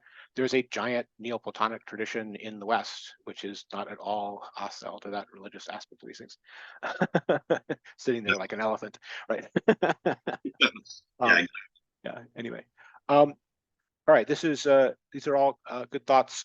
So for some people who may come in late, our next session is going to be on the 24th of September. We get 5 weeks just because I'm going to be away for 2 of those Sundays. So the 24th, and we're reading just the next 3 sections, which is about the Parmenides saying about how to put it, logos and noen, right? Where needful it is to say and to think that being is. That's not how Heidegger's going to translate it. That's just how it's usually translated. But the critical words there, the cray at the beginning, needful, do pay attention to that. Everyone pays attention to the logos and to the noen, to the say or reason and think or perceive, right? Everyone pays attention to those, but also pay attention to the very first word, the needful, is usually translated. The last part is going to be that being is, or in I am in it. That part he's not going to get to until the last 3. He's going to spend like he's got one saying about 8 words long, and he's going to leave out the last 2 critical words until the second half of the start we have left. So we're getting everything up to the ... where being comes in. But the thing before being is things about needfulness, logos, and mind, knowing, thinking. And the ostensible connection here is that this is where thinking and being are being related to one another. There is, of course, a much more famous saying of Parmenides that thinking and being are the same, and that will be mentioned here, but it's not the actual saying he's analyzing. The actual saying is analyzing is that needful it is both to say and to think that being is, not the thinking and being are the same, but they're going to be related before we're done. But all this in the context of this is meant to be a analysis of a first beginning in which we see something like the setting of man's mission about how his relationship to truth should be, that supposedly founds the West. That's the claim here. And this is going to be our answer to question 2, what the tradition says about thinking. But it's going to be our answer to question 2, thinking of the tradition itself as being a form of response to question 4, a response to a call of what calls them to think. And along the way, we're supposed to, as Isabel points out, answer 3 by learning how we're supposed to think, or at least setting out on that way. Okay. That's all I have for a preview for next time. Any final thoughts or questions before I stop recording? So just to clarify for next time, it's lectures 6, 7, and 8. That's Of correct. part 2. Okay. That's correct. Just 6, 7, and 8 on the 24th of September, same time, and then we'll have one more session to finish up the book and close it out. I am interested next time in people's thoughts or recommendations for things to do next. I have several thoughts in that direction myself. One of which would be to head towards some of the unpublished early 30s stuff, if people are up for that challenge. The other would be if we had mentioned a while ago, I don't know, this is only if people want to take a break from the Heidegger, which I don't particularly want to, but if people do, we'd mentioned the possibility of doing Plato's Republic together, which might be a longer process, but just put it out there somewhere in your mind that at some point we want to do that. But probably all of it, maybe only parts of it. But for next time, do think up. We don't have to decide it next time, we'll decide the time after. But think through what you might want to see us do together next. Okay, that's all I'm going to have for this one. And thanks, everyone. Very good questions. Thanks for putting up with a little disruption we had, but that's okay. These things happen on when you publish things on YouTube. All right, take care, everyone. Great, thanks.